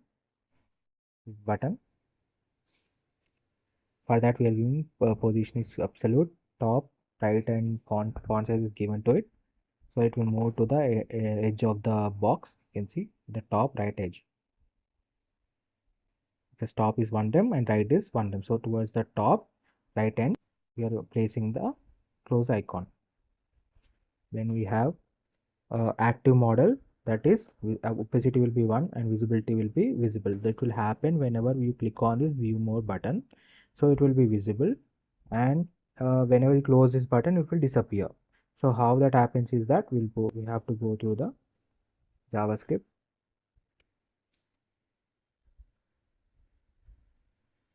scroll up, change background header,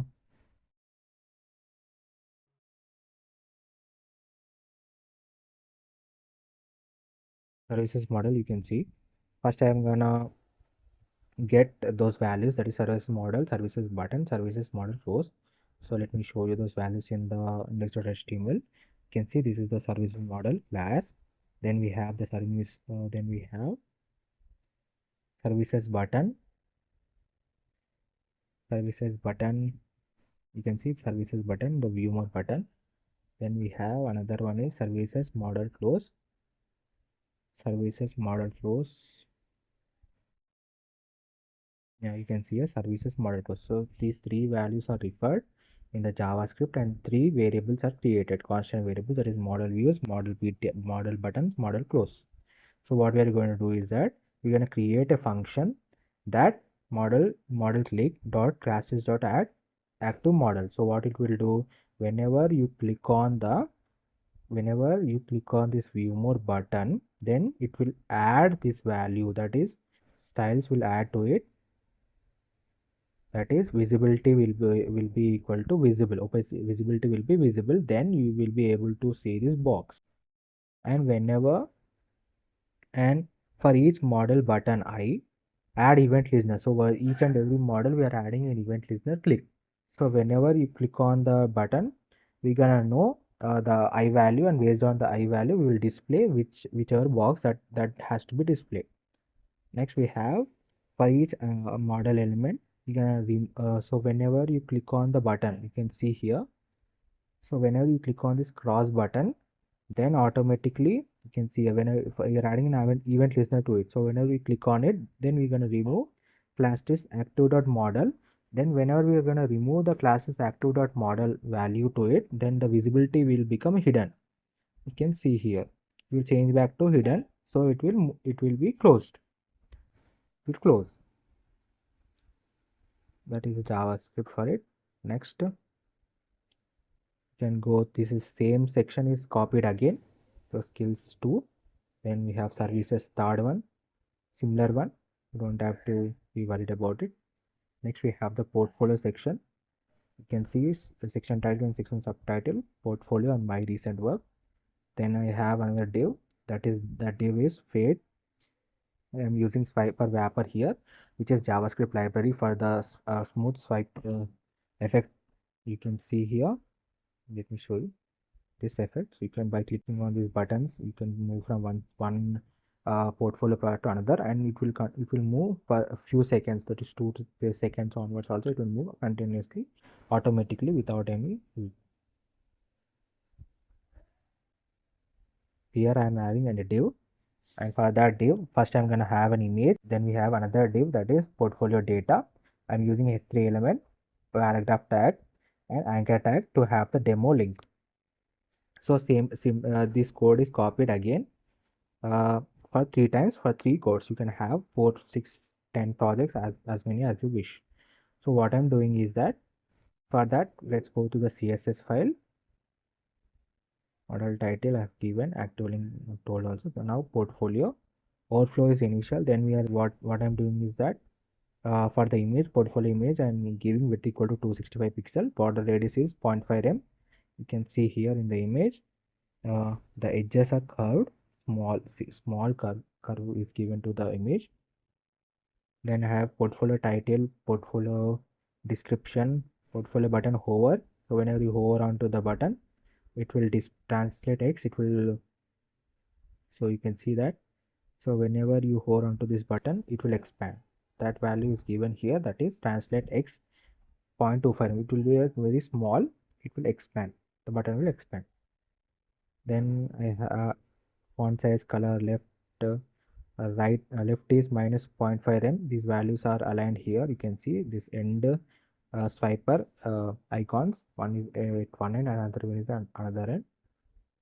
By using right equal to -5, one is at right side, one is at left side. Then we have pagination. That is nothing but, you can see this dot, these dots. By clicking on these dots also, we can move from one project to another.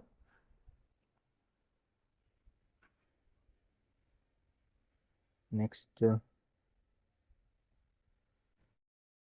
next we have testimonial section.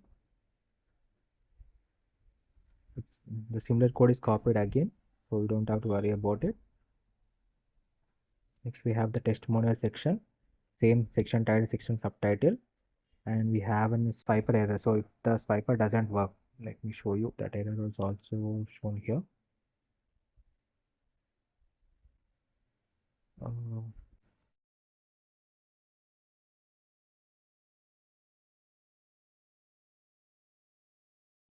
We have the testimonial. In the testimonial section, we are using a div for the testimonial one. That is, in that div we are having testimonial data, then another div for testimonial header, that is image, and then we're gonna have data, that is h3 element for AK, and span element for client name. Then we have paragraph tag used for testimonial, that is the data that has been given by the clients. So these divs are by using the swiper slide, similar to this exact one. So we are gonna have these testimonial values. That values are given here. It is exactly the same. Justify content space between testimonial image is given values, that is 50 pixel.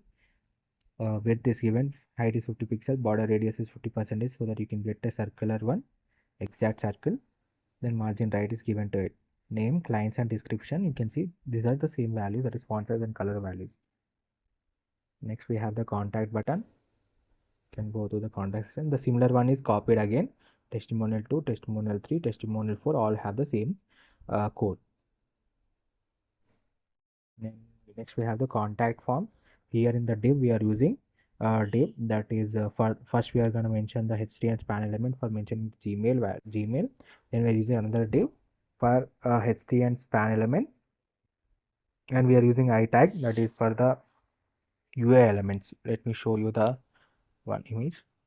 This is the image. You can see the UI elements, that is Gmail icon and Instagram icon. Then we have another form. Then we have the form. In the form we are using label, that is name. Input element we are using the type function. Definite type is the type function. Text, and for email we are using email as type. So that when if the user doesn't mention @gmail.com, it will show an error that you have not provided the proper data. So that definitely try to use the type element in it. So we have another div for input text for project name, and next, and we are using text area. So whenever you have lot of data that you want to mention and you want more space than the normal text one, normal input button, then you will use this text area tag. Then you can mention how many rows you want. By mentioning the rows, you can increase the entire size of the box. Then we have button to send message with the message icon. This is the form, the contact. So we will go to the CSS. Contact container is row gap theorem.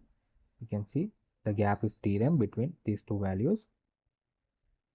Then we have display flex. Next, contact icon, we are giving font size margin values for contact item, title, subtitle, content.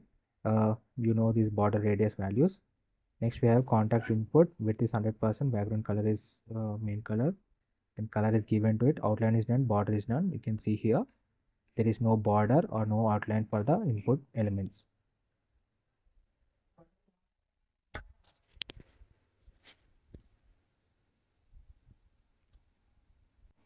తర్వాత అరే ఒరగవా. Then we can go to the next one, that is footer section. In the footer section you can see that div is footer background div. We are having in that background div we have another div, that is footer container.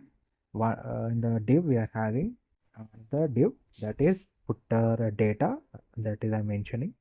And then you have UI element to mention the three links that you want to mention in the footer element, so that you can move to that particular sections. Then we have another div for social icons. You can see Instagram, GitHub and Twitter icons by using the anchor tag, and we can have the icons embedded into the HTML using I tag. Then we have paragraph tag for all rights reserved, and to get the copyright symbol we use this value uh, copy value. You can see here. Next, the footer CSS, you can see here footer, same values, background, padding, font size, margin bottom. You can see displays flex, flex direction is column, and row gap is 1.5. You got space. I just wanna be. You can see the footer. For the footer we have added row gap, background color is given, the same values, font size, margin values here we are using. Then we have footer social hover effect, so whenever you hover you get a color change. These are all values you know. Then we have the scroll up button. The scroll up button will be available at the bottom right side. Okay, so whenever you click on that button you will move back to the first section. So the scroll up button, here you can see div anchor tag with the class name as scroll up. We have an icon, scroll up icon div. So whenever you click on this button you will move back to the starting page, that is given here.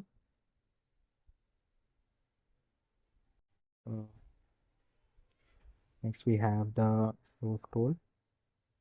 Then we have, this is for the uh, scroll bar. This is scroll bar. This is how you integrate a scroll bar into your website.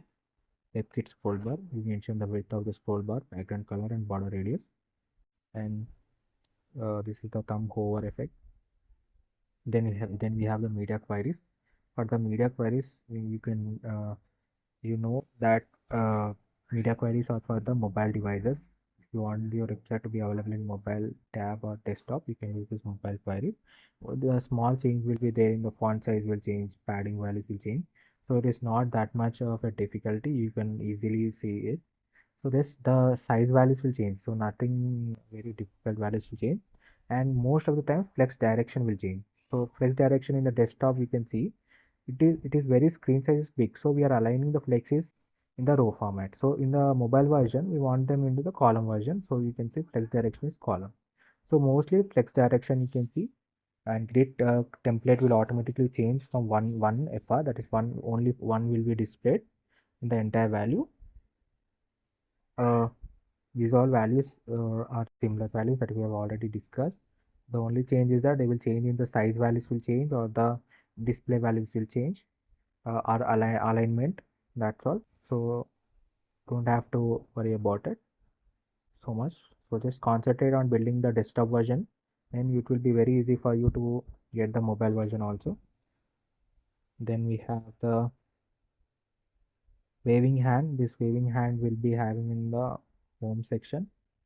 You can see in the home section, this will continuously wave, that is, it will continuously shake from a particular time to time. That animation is added here. 0% it will rotate 0.0 degrees, and 10% will rotate to 10 degrees. So it will continuously move by using this transform rotate function. It will continuously move.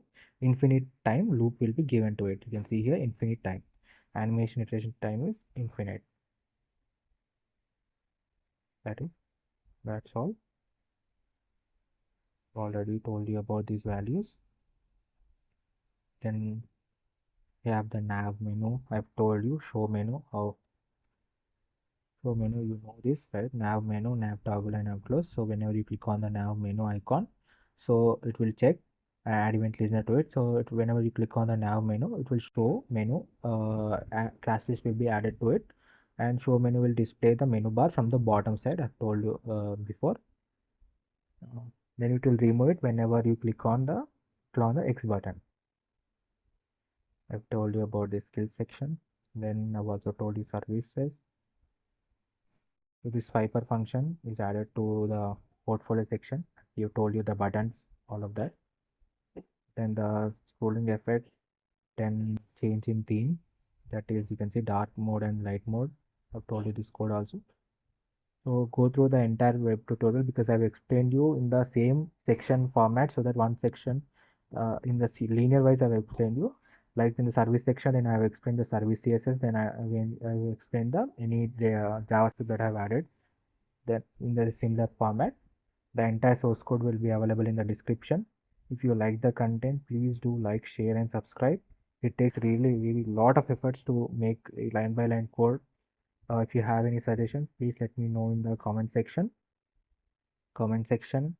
And any suggestions, any new website that you want me to build, definitely let me know in the comment box. Thank you.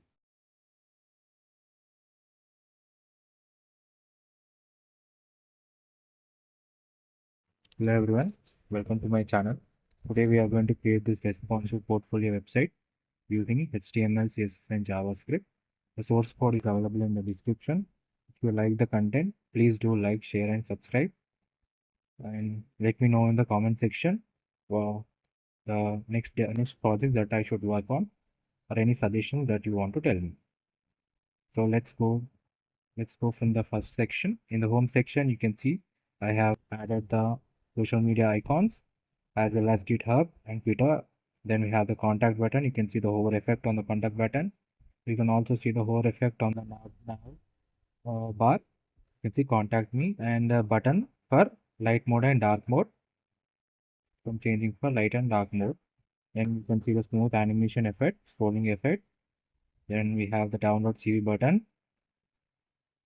Next, in the skills section, you can see I have added button effect. You can see, and when you open one, the other one will closes automatically. Then we have the service section.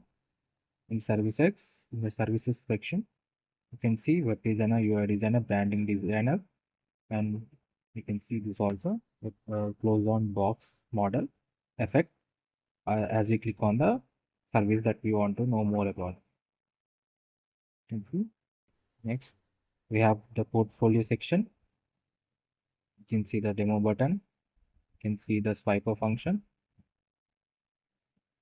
using the swiper.js library.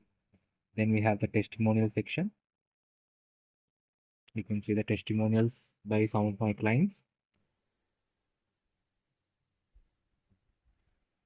Next we have the contact section.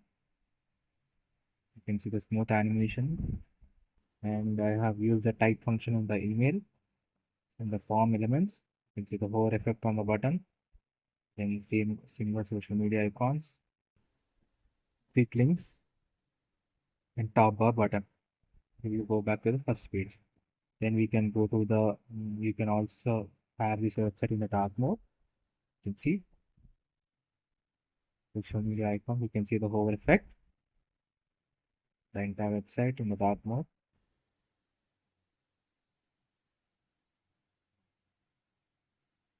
You can see the smooth animation and transition effect. Swiper.css file, swiper.js is used in this website design. This website is totally responsive. That is also available in the mobile version. Let me show you the desktop version. Now let's go through the mobile version. You can see the mobile version.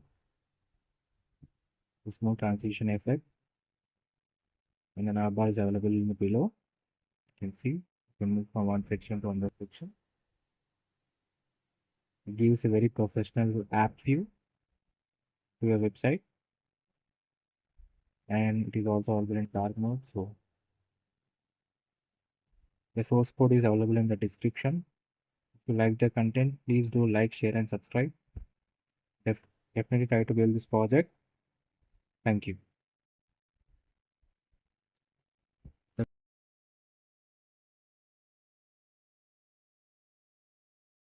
Hello everyone, welcome to my channel. Today we are going to create this responsive portfolio website using HTML, CSS, and JavaScript.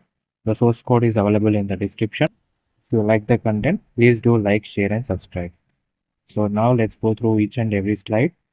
Right now we are in the home section, the navbar section. You can see the hover effect on the nav links, skills, contact, and download CV button. Then you can see the text, and you can see the space between each and how they are aligned perfectly. And you can see the hover effect, and by using the border radius we are able to have this curve at the edges. It is a CSS. Then you can see how we aligned the frame boxes with 3 align on by using the position absolute. Next we have is our about section. You can see in the about section we have used ion icons. We have used them to display here, and you can see the hover effect on the button, and you can see the position. By using the position value, how we are aligning the images one on the another, and how they are aligned at particular positions of the on the website. Then we have the portfolio section, and you can see the hover effect on it. Zoom in, and you can see the button here, view project button, and you can implement as many projects as you want. Then we have the my skills section, and by using the bar, this is done by using CSS and HTML, and by that we are able to showcase how much percentage of proficiency that we have in the particular uh, skill that we are in. You can see 95% in HTML, JavaScript 90%. This is one of the ways to showcase your skills by using HTML and CSS. We have done that. Now you can see the contact me form. You can see the focus, the background around the button, how neatly we have aligned it, and you can see the hover effect on the button, as well as we have integrated the ion icons into our website. You can see phone, email, and the hover effect on the email ID and mobile number. Then this is the footer. terms and conditions. And to go back to the top, you can click on this button so that we will be moved back to the starting page. So we have this entire website is responsive. That is, it is also available in mobile and tab version. Let me show you that. So this is the desktop version that we have seen now, and now let's go to the mobile version.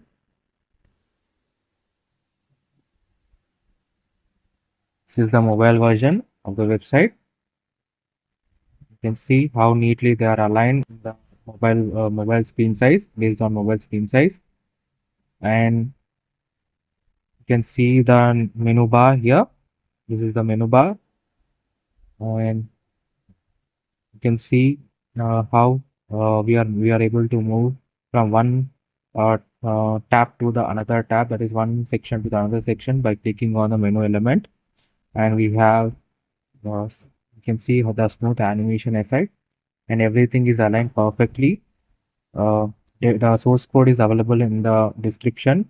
If you want to create such amazing projects and learn web development, definitely try to visit the channel and try to build these projects on your own. The source code is also available for any queries. You can go through the source code and try to learn how I have aligned all the HTML, CSS, and JavaScript for creating such an amazing website. And if you have any suggestions for me, please let me know in the comment section. And thank you so much for watching this. The full tutorials, line by line code explanations are available on my channel. Definitely try to visit the channel. Thank you.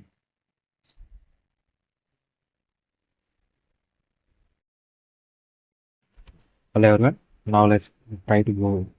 We'll go through line by line code. So this is the website that we are going to build. So now let's go through the index.html file. And you can see in the head section we have the meta tag for SEO purposes, and then we have the title tag for giving the title to the website, that is responsive box portfolio website. Then we have linked our fav icon.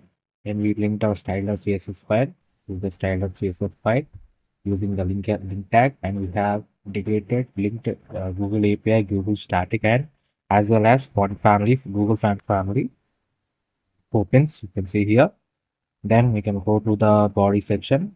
In the body section, we are in the header section. In the header section, we have the main container that we have the logo by using the anchor tag and as well as h1 heading element. Then we have button tag for this is for the mobile version, that is for the menu icon. So when in the mobile version you don't have lot space like the desktop version, so we will be hiding the menu bar, and we will call it into the website whenever we click on that menu button. So that menu outline button is here, and we have two buttons. One is menu outline button and other is close outline button, which is the cross button to close the menu bar. Then we have the navbar. The navbar we have another list. Another list has list items. List item, in each and every list item we have an anchor tag. Uh, Anchor tag with an hash reference to that particular section. So whenever we click on this home section, it will move to the home, because here we referred H reference is given to the home section. So such a way we have have about portfolio skills contact and as well as download CV button. Then the header section completes here. So now we will go through the CSS. As we will go through the CSS too. Here we are in the CSS file. This is the root element. Root element is nothing but whenever what all the values that you want to reuse in the entire website, those values can be given here by giving them some name to it, and we can call this value by using the var element. Like you can see here, box shadow var manti. So like that way you can call the values into your any section of the code. So default all the values can be given here by giving them some name. We have given colors, then font families, and then we have font sizes, then we have font width. FW means font width. Then we have radius. Then we have section padding, then shadow and transition effects. We have all of these values which we have given in here. Then we can go to the default values, that is margin is 0, padding is 0, box sizing is border box, And for every list item we have default list values, that is default it will have a dot in front of it, or star, or one value will be presented over there. So we don't want those list default values, default decoration values to be there. So then that is the reason we are using list style equal to none. Then we have anchor tag. For a similar way to the anchor tag, whenever you use in the website, we will color it, it will come in blue color and it will have an underscore. To remove those decoration styles, we use text decoration is none and color is in another one. Then we have for the anchor tag image span input strong button text area and icon displays block is given to them. And for the image height is auto. These are all default values that we will give to the any item that we are including in the website. For those, these are the default values. Next, icons are the one we are using in this website. For them, we are adding the color as white. You can see button input text area background is none, border is one, font is inherent. Then button, cursor pointer, text area as well as input width is 100% is given. Address, these are all our default values, font size, values. And for the body, this is the main body section. For that, we are giving background color and color, font size, line height. Line height is nothing but you can see in the home section. The gap between each and every the gap between line to line is nothing but the line height. Uh, Then we have focus visible. WebKit scroll bar is nothing but how we can include the scroll bar also to your website. Like we have integrated this VS Code, you can see towards the right hand side we have a scroll bar, and by whenever we hover onto it, we can see the change in color that it will come to a little bit light color. That is nothing but WebKit scroll bar thumb hover. So whenever we hover, we get light color on the scroll bar.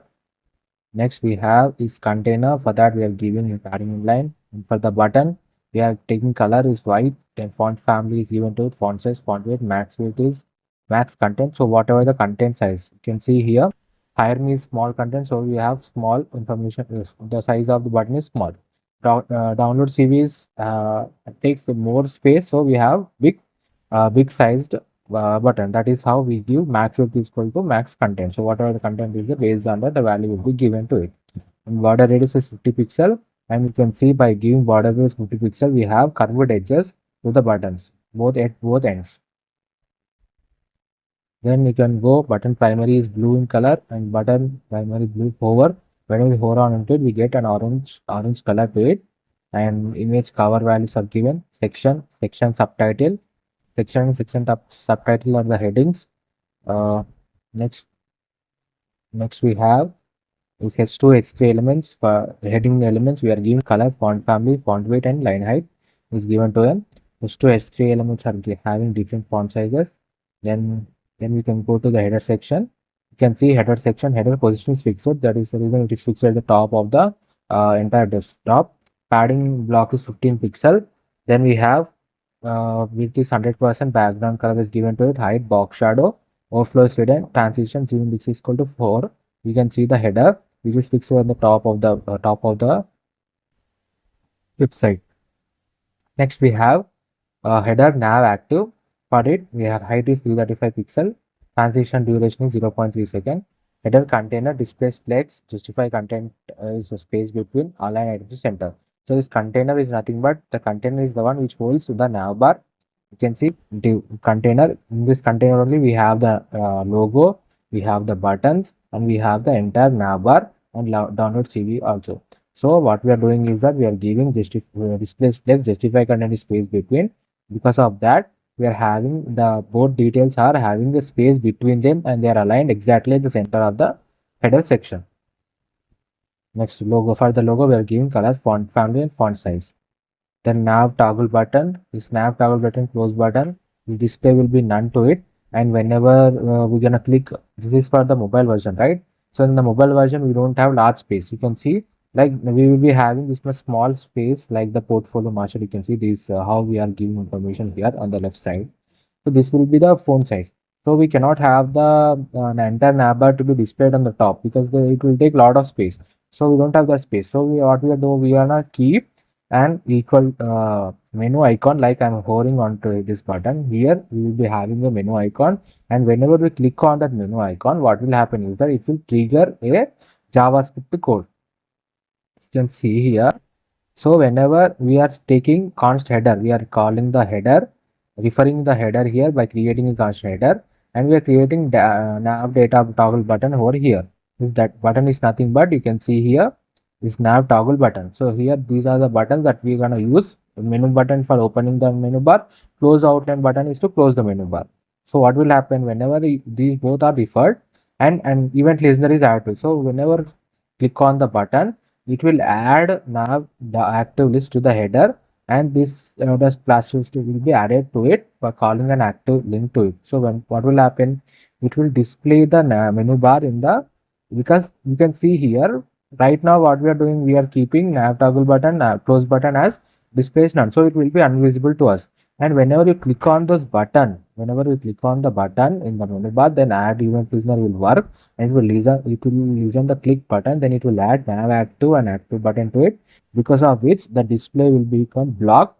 That means the menu bar will display uh, in the mobile. So we have navbar, position is absolute, top is 65 pixel, left is 0, width is 100%, position and given visibility is hidden. So this is what happens. So whenever it will add nav active, right? Whenever nav active is added to the header section, the visibility will become visible. So then only we will see the nav bar, because we have visibility is hidden. So whenever we click on this button, whenever we click on the menu button, it will trigger the JavaScript code, it will listen the code, and then it will add nav active to it. And what does nav active will do? Nav active will be adding visibility equal to visible. So that then the menu icon will be menu bar will be displayed in the mobile section. For the nav link, we are giving the font sizes. These are very basic one, and you can know all of them. Nav link hover color change is there for the nav link. So whenever you hover onto this nav elements, the color of them will change into orange color. The nav button orange, we are adding background color is orange. Margin block start 15 pixel. You can see it is in orange color. Then we can go to the hero section. So now let's go to the hero section. The hero section completes here. In the hero section, you can see we have main div, that is container. Then we have another div to have the hero banner.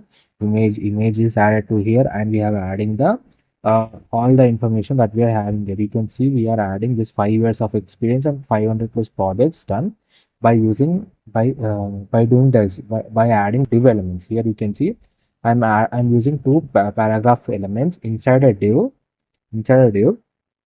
and similar way I am doing it for the projects also. Then we have another div for hero content div. In the hero content div, I am giving the information about by using span and strong.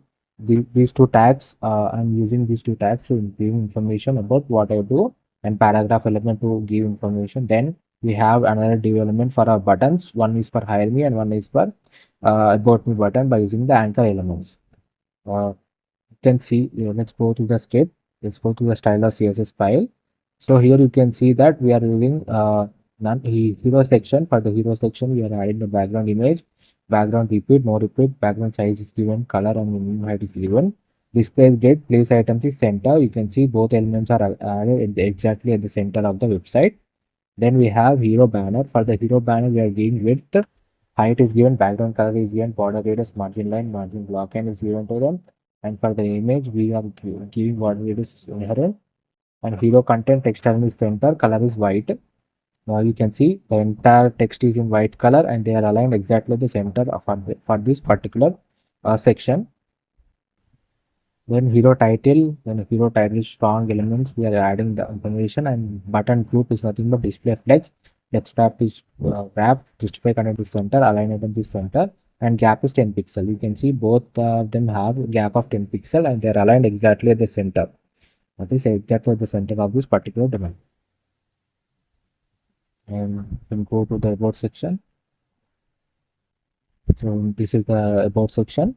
So in the about section, we have main div, that is container div. Then we have figure div. In the figure div, we have images, portfolio images that we have, and then we have another div for adding our skills that we are most fond of. That is, I am using ion icons to specify CSS3, JavaScript, as well as logo React. Then I am having about content, another div. In that div, I am adding the By using the paragraph H2 elements, I'm adding the information about me, and I'm adding an anchor tag to add my portfolio to view my portfolio button, and whenever you click on this button, we will move to the portfolio section because I've added H reference to it. So you can see the about me section. Here is the about me section, and you can see how images are hovering onto each other by the positions, and this is the one we are building. You can go through the CSS now. You can see it displays none. Then about padding is 120 pixel. About banner, we are having a background color. Border radius is given to it. Margin block is 30 pixel. And for image cover, we are giving border radius inherent. And about these section title, section subtitle, section text, text name is left.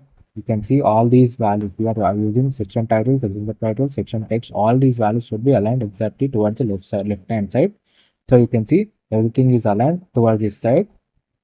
Because in this section, for the about me text section, we want all of the data to align towards the left side. You can see the linear way.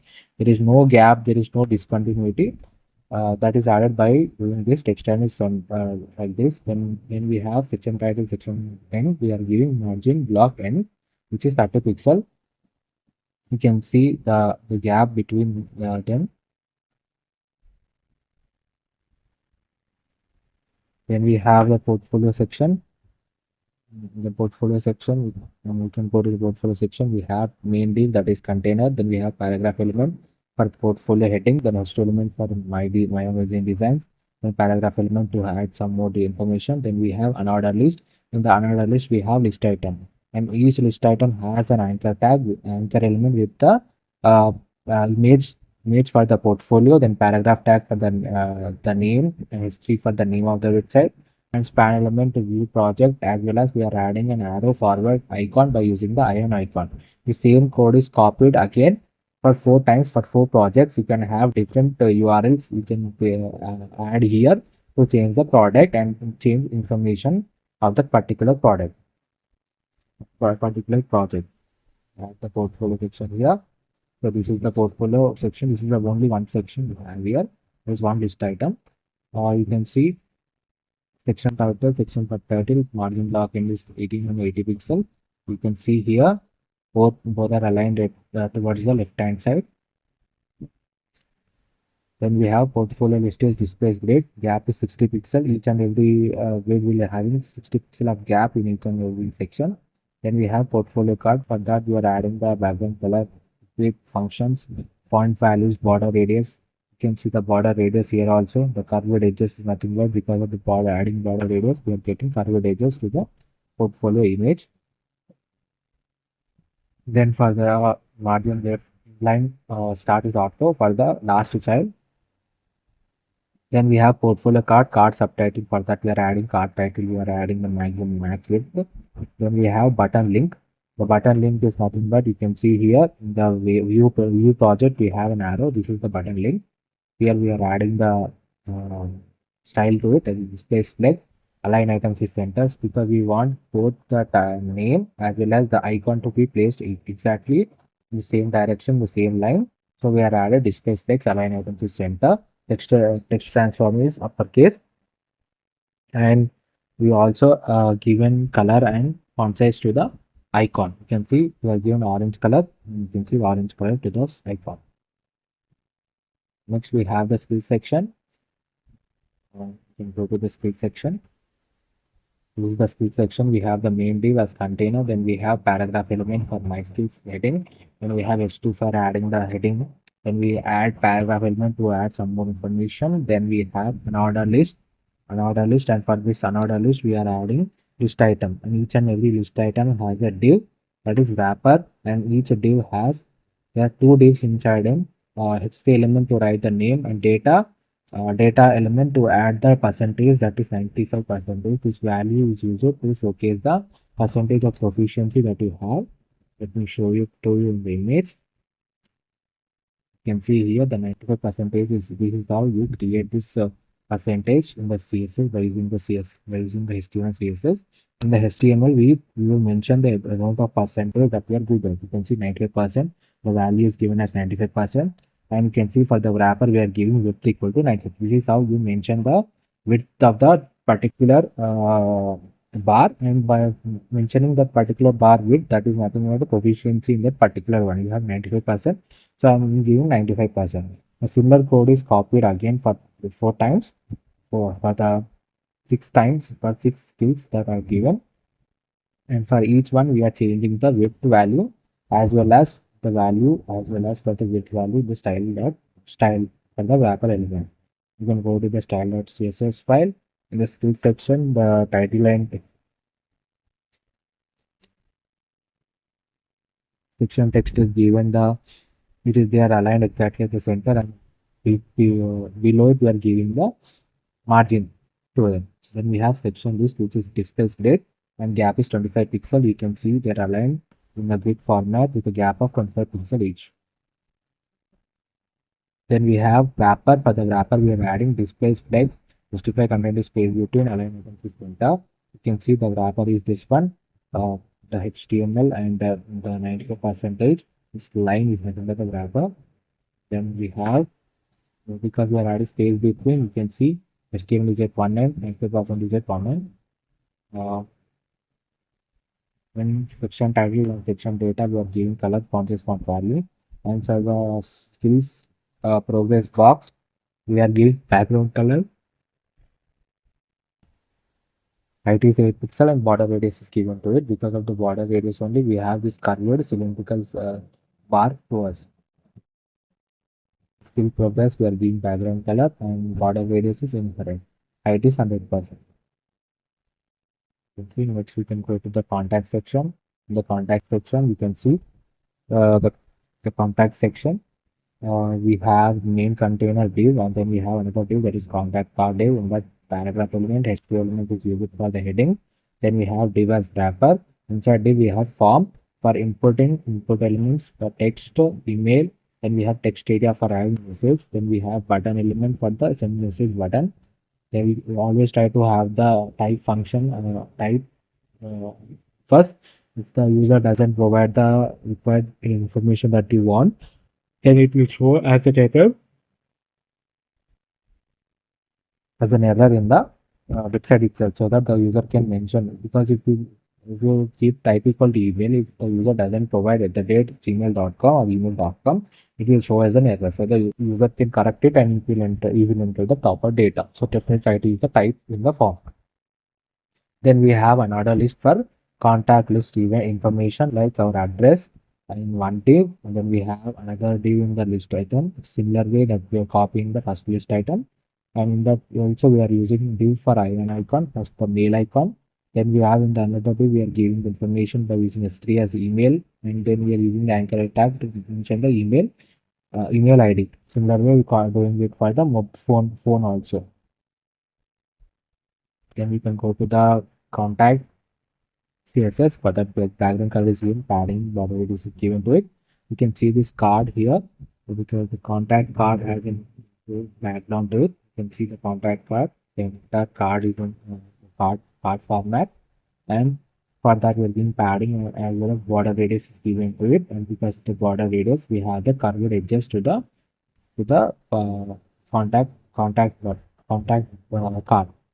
Then for the contact card, we have subtitle. For that, we're adding the colors as well as font size. Then we are adding the text time is towards the left. You can see towards the left hand side, the text is moved, not towards the center, not towards the right, towards the left hand side. So you can see how they are aligned towards the left hand side, straight line. Then we have contact font. Then we have contact input. For each and every input value, we are adding background color is given to that, border radius is given to them. You can see the border radius, small curved edges to the input elements. And for the text area also, then we have placeholder, that is color is given to them. That is nothing but you can see the faded color name, email, and message. Then we have button submit. Button, for the button submit, we are giving the same values of the button. You can see here, whenever we hold on to this button, the send button, send the message text will get orange color, and the background will change into white color. That is given here because we are hovering onto the button, we are changing the color as well as the background color. Then we have contact item flex center. You can see this flex center is nothing but this is the one. the address, email, and phone. For that, we are adding flex as center, so they are aligned exactly the center in the box. Next, we have contact icon. For the icon, I'm giving background color, then I'm giving font size, padding, and border radius. That then we can go to the contact link that whenever we hover onto it, it will show white color. You can see for the email as well as for the phone. Whenever you hover onto this email ID and phone number, it will change color into bright white color. Here we have the footer section. You can see the footer section. Inside we have main div, that is container div. Then we have paragraph element for all that result. Then we have another list for terms of condition by using register element and anchor tag to have two terms of condition as privacy policy. Then we have another anchor tag outside of the footer for top back to top button. Whenever you click on this button, it will move back to the starting page. First, let's go to the footer element. Footer background color is given to it, padding is given, copyright. Copyright is nothing but the name that we are giving here. Max width is max content, margin is auto. Then we have copyright link. And for that, we are using display as inline block and transition is given to them. Then we have copyright link hover. So whenever we hover onto those links, then the color will change into white color. And that is footer list, mass content and auto. Then footer list displays inline block, margin is given to them. Then you can see footer link whenever you hold onto the color will change. This back to top button is nothing but, so when in the website we are adding an anchor tag for back to top. So whenever you click on it, it will go to the top because we are giving anchor tag h reference is top. So this top h reference is nothing but, you can see here in the starting page for the body element we are giving id equal to top. So it will move, it is referring to this position. So whenever you click on this button, whenever you click on this anchor tag back to top anchor tag, it will move back to the starting page. For that, we are adding the styles of CSS here. You can see color, font size is given, position is fixed. Bottom towards the right hand side, you can see it at this particular end of the website, you can see the back to top button. And whenever the back to top button is active,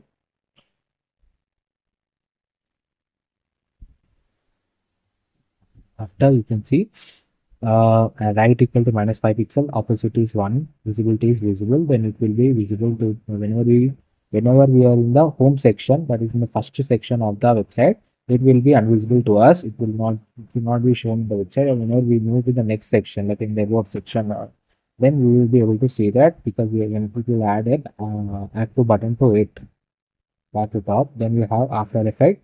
And for the after effect, top equal to 10 pixel, left equal to calculate 100%. We move to the top side for first slide whenever we add after effect tool.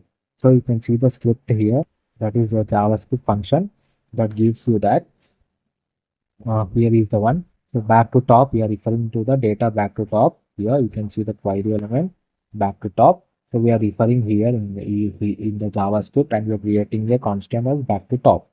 Back top button, and whatever we are doing, we are using the Windows add event listener, and whenever you scroll, just think that right now I'm in the home section, so it is not necessary to showcase the back to top button. So whenever I'm scrolling down to the next section, then the Windows scroll will go into 100%, it will move out, and because of that it will add active list to it. Active list, what it will do, the active list, the active will make visibility visible, and that means it will showcase back to top button towards your right hand side,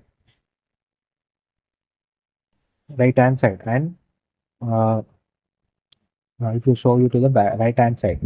And whenever you click on that button, back to top button, because we are adding the h reference to it, you can see we are adding the h reference here, but we are simply adding the h reference, that is to the top, will be moved back to the starting page of the position. That is done here. Next, we can go to the responsive media query. So until now, we have seen the mobile version. For the mobile version, we have done all the coding up to now. And for increasing the values, we are going to increase the values for the desktop or tab version. They are larger size in versions. Minimum width is 600. From the 600 pixel onwards, these values will be applied to them because we are adding edited media to it. Then we can say minimum width is 768. This is 768 and above. That is for the tab version, and above desktop version we are adding these changes. Responsive web design is nothing. If you are able to make one end, you have to make either it can be desktop end or towards the mobile end. Make one version completely, then change those values according to the size of it. You can use the Chrome by using the Chrome inspect function. Also, you can be able to know how much amount of value if you have changed. Like font size is too big for the mobile version, so let me reduce this font size. The images are aligning in the horizontal side. I want them to be aligned in the vertical direction because they should be displayed in the mobile version. I don't want them to be go outside of the mobile version, so it looks bad. So to make that, we are going to make displays grid. Then flex direction, we are grid or flex direction we are using. Then displays flex, then we are using flex direction column. So all the values will be aligned in the column direction, that is towards the vertical direction. Such values are changed. So there is nothing difficulty in doing anything, but first you have to master a way that you have to complete perfectly either mobile version or desktop version. Then you can change the values. These are all values you can see. Grid template column we are using one. Uh, Only one will be displayed in the desktop version. In the mobile version, it will display lot. Then we can see 992. This is for the main desktop version. You can see the font size values are changing towards the 6.4, 3.5 because we in the desktop version we want the data to be in huge, right, in big case, so that we can be able to see them perfectly.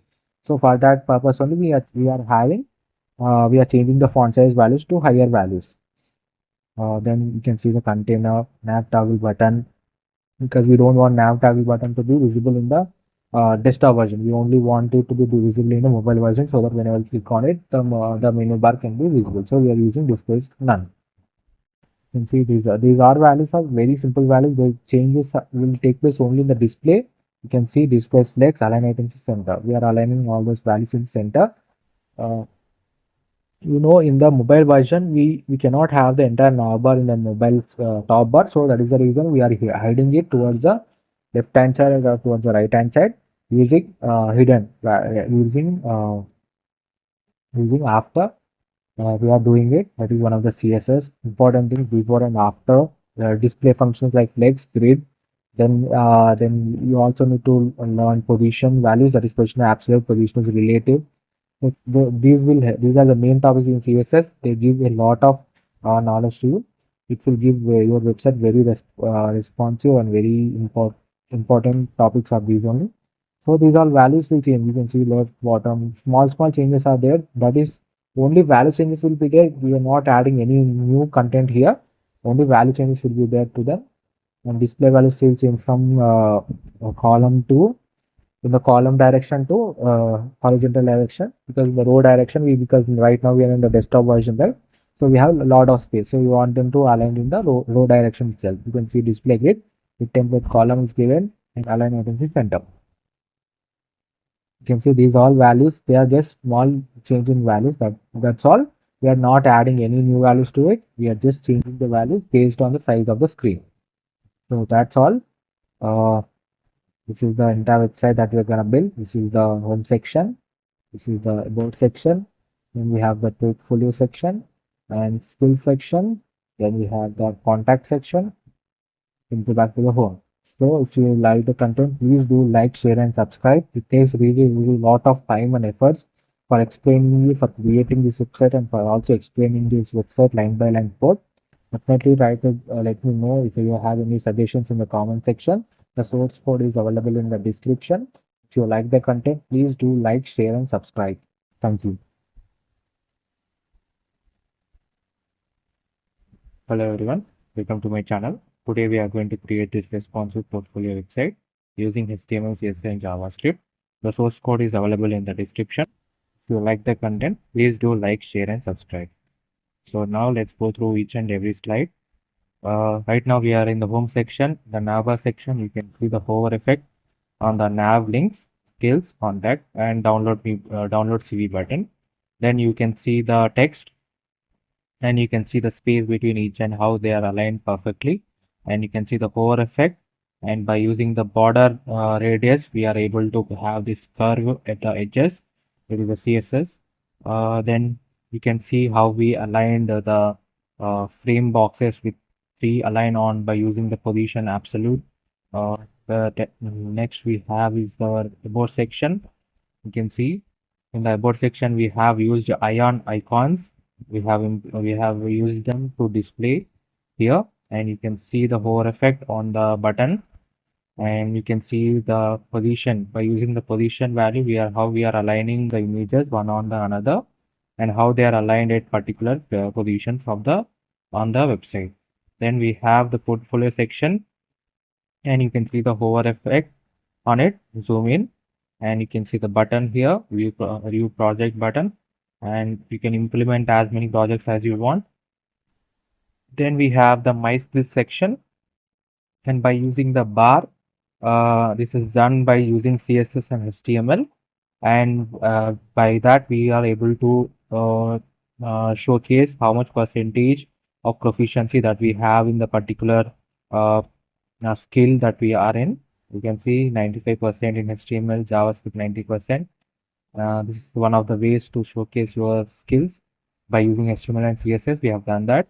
Now you can see the contact me form.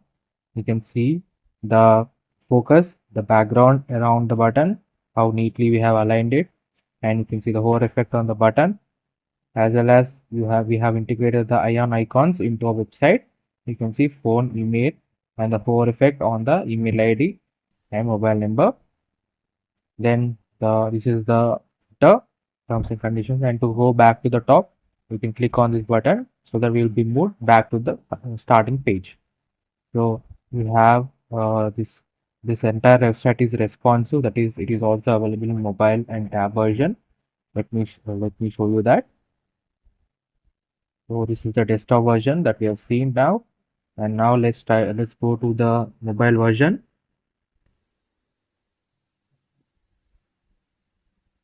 This is the mobile version of the website. You can see how neatly they are aligned in the mobile screen size, based on mobile screen size, and you can see the menu bar here.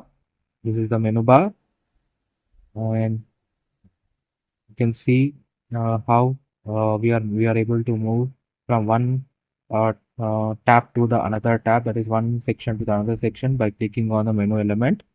And we have you can see how the smooth animation effect, and everything is aligned perfectly. The source code is available in the description. If you want to create such amazing projects and learn web development, definitely try to visit the channel and try to build these projects on your own. The source code is also available for any queries. You can go through the source code and try to learn how I have aligned all the HTML, CSS, and JavaScript for creating such an amazing website. And if you have any suggestions for me, please let me know in the comment section. And thank you so much for watching this. The full tutorials, line by line code explanations are available on my channel. Definitely try to visit the channel. Thank you.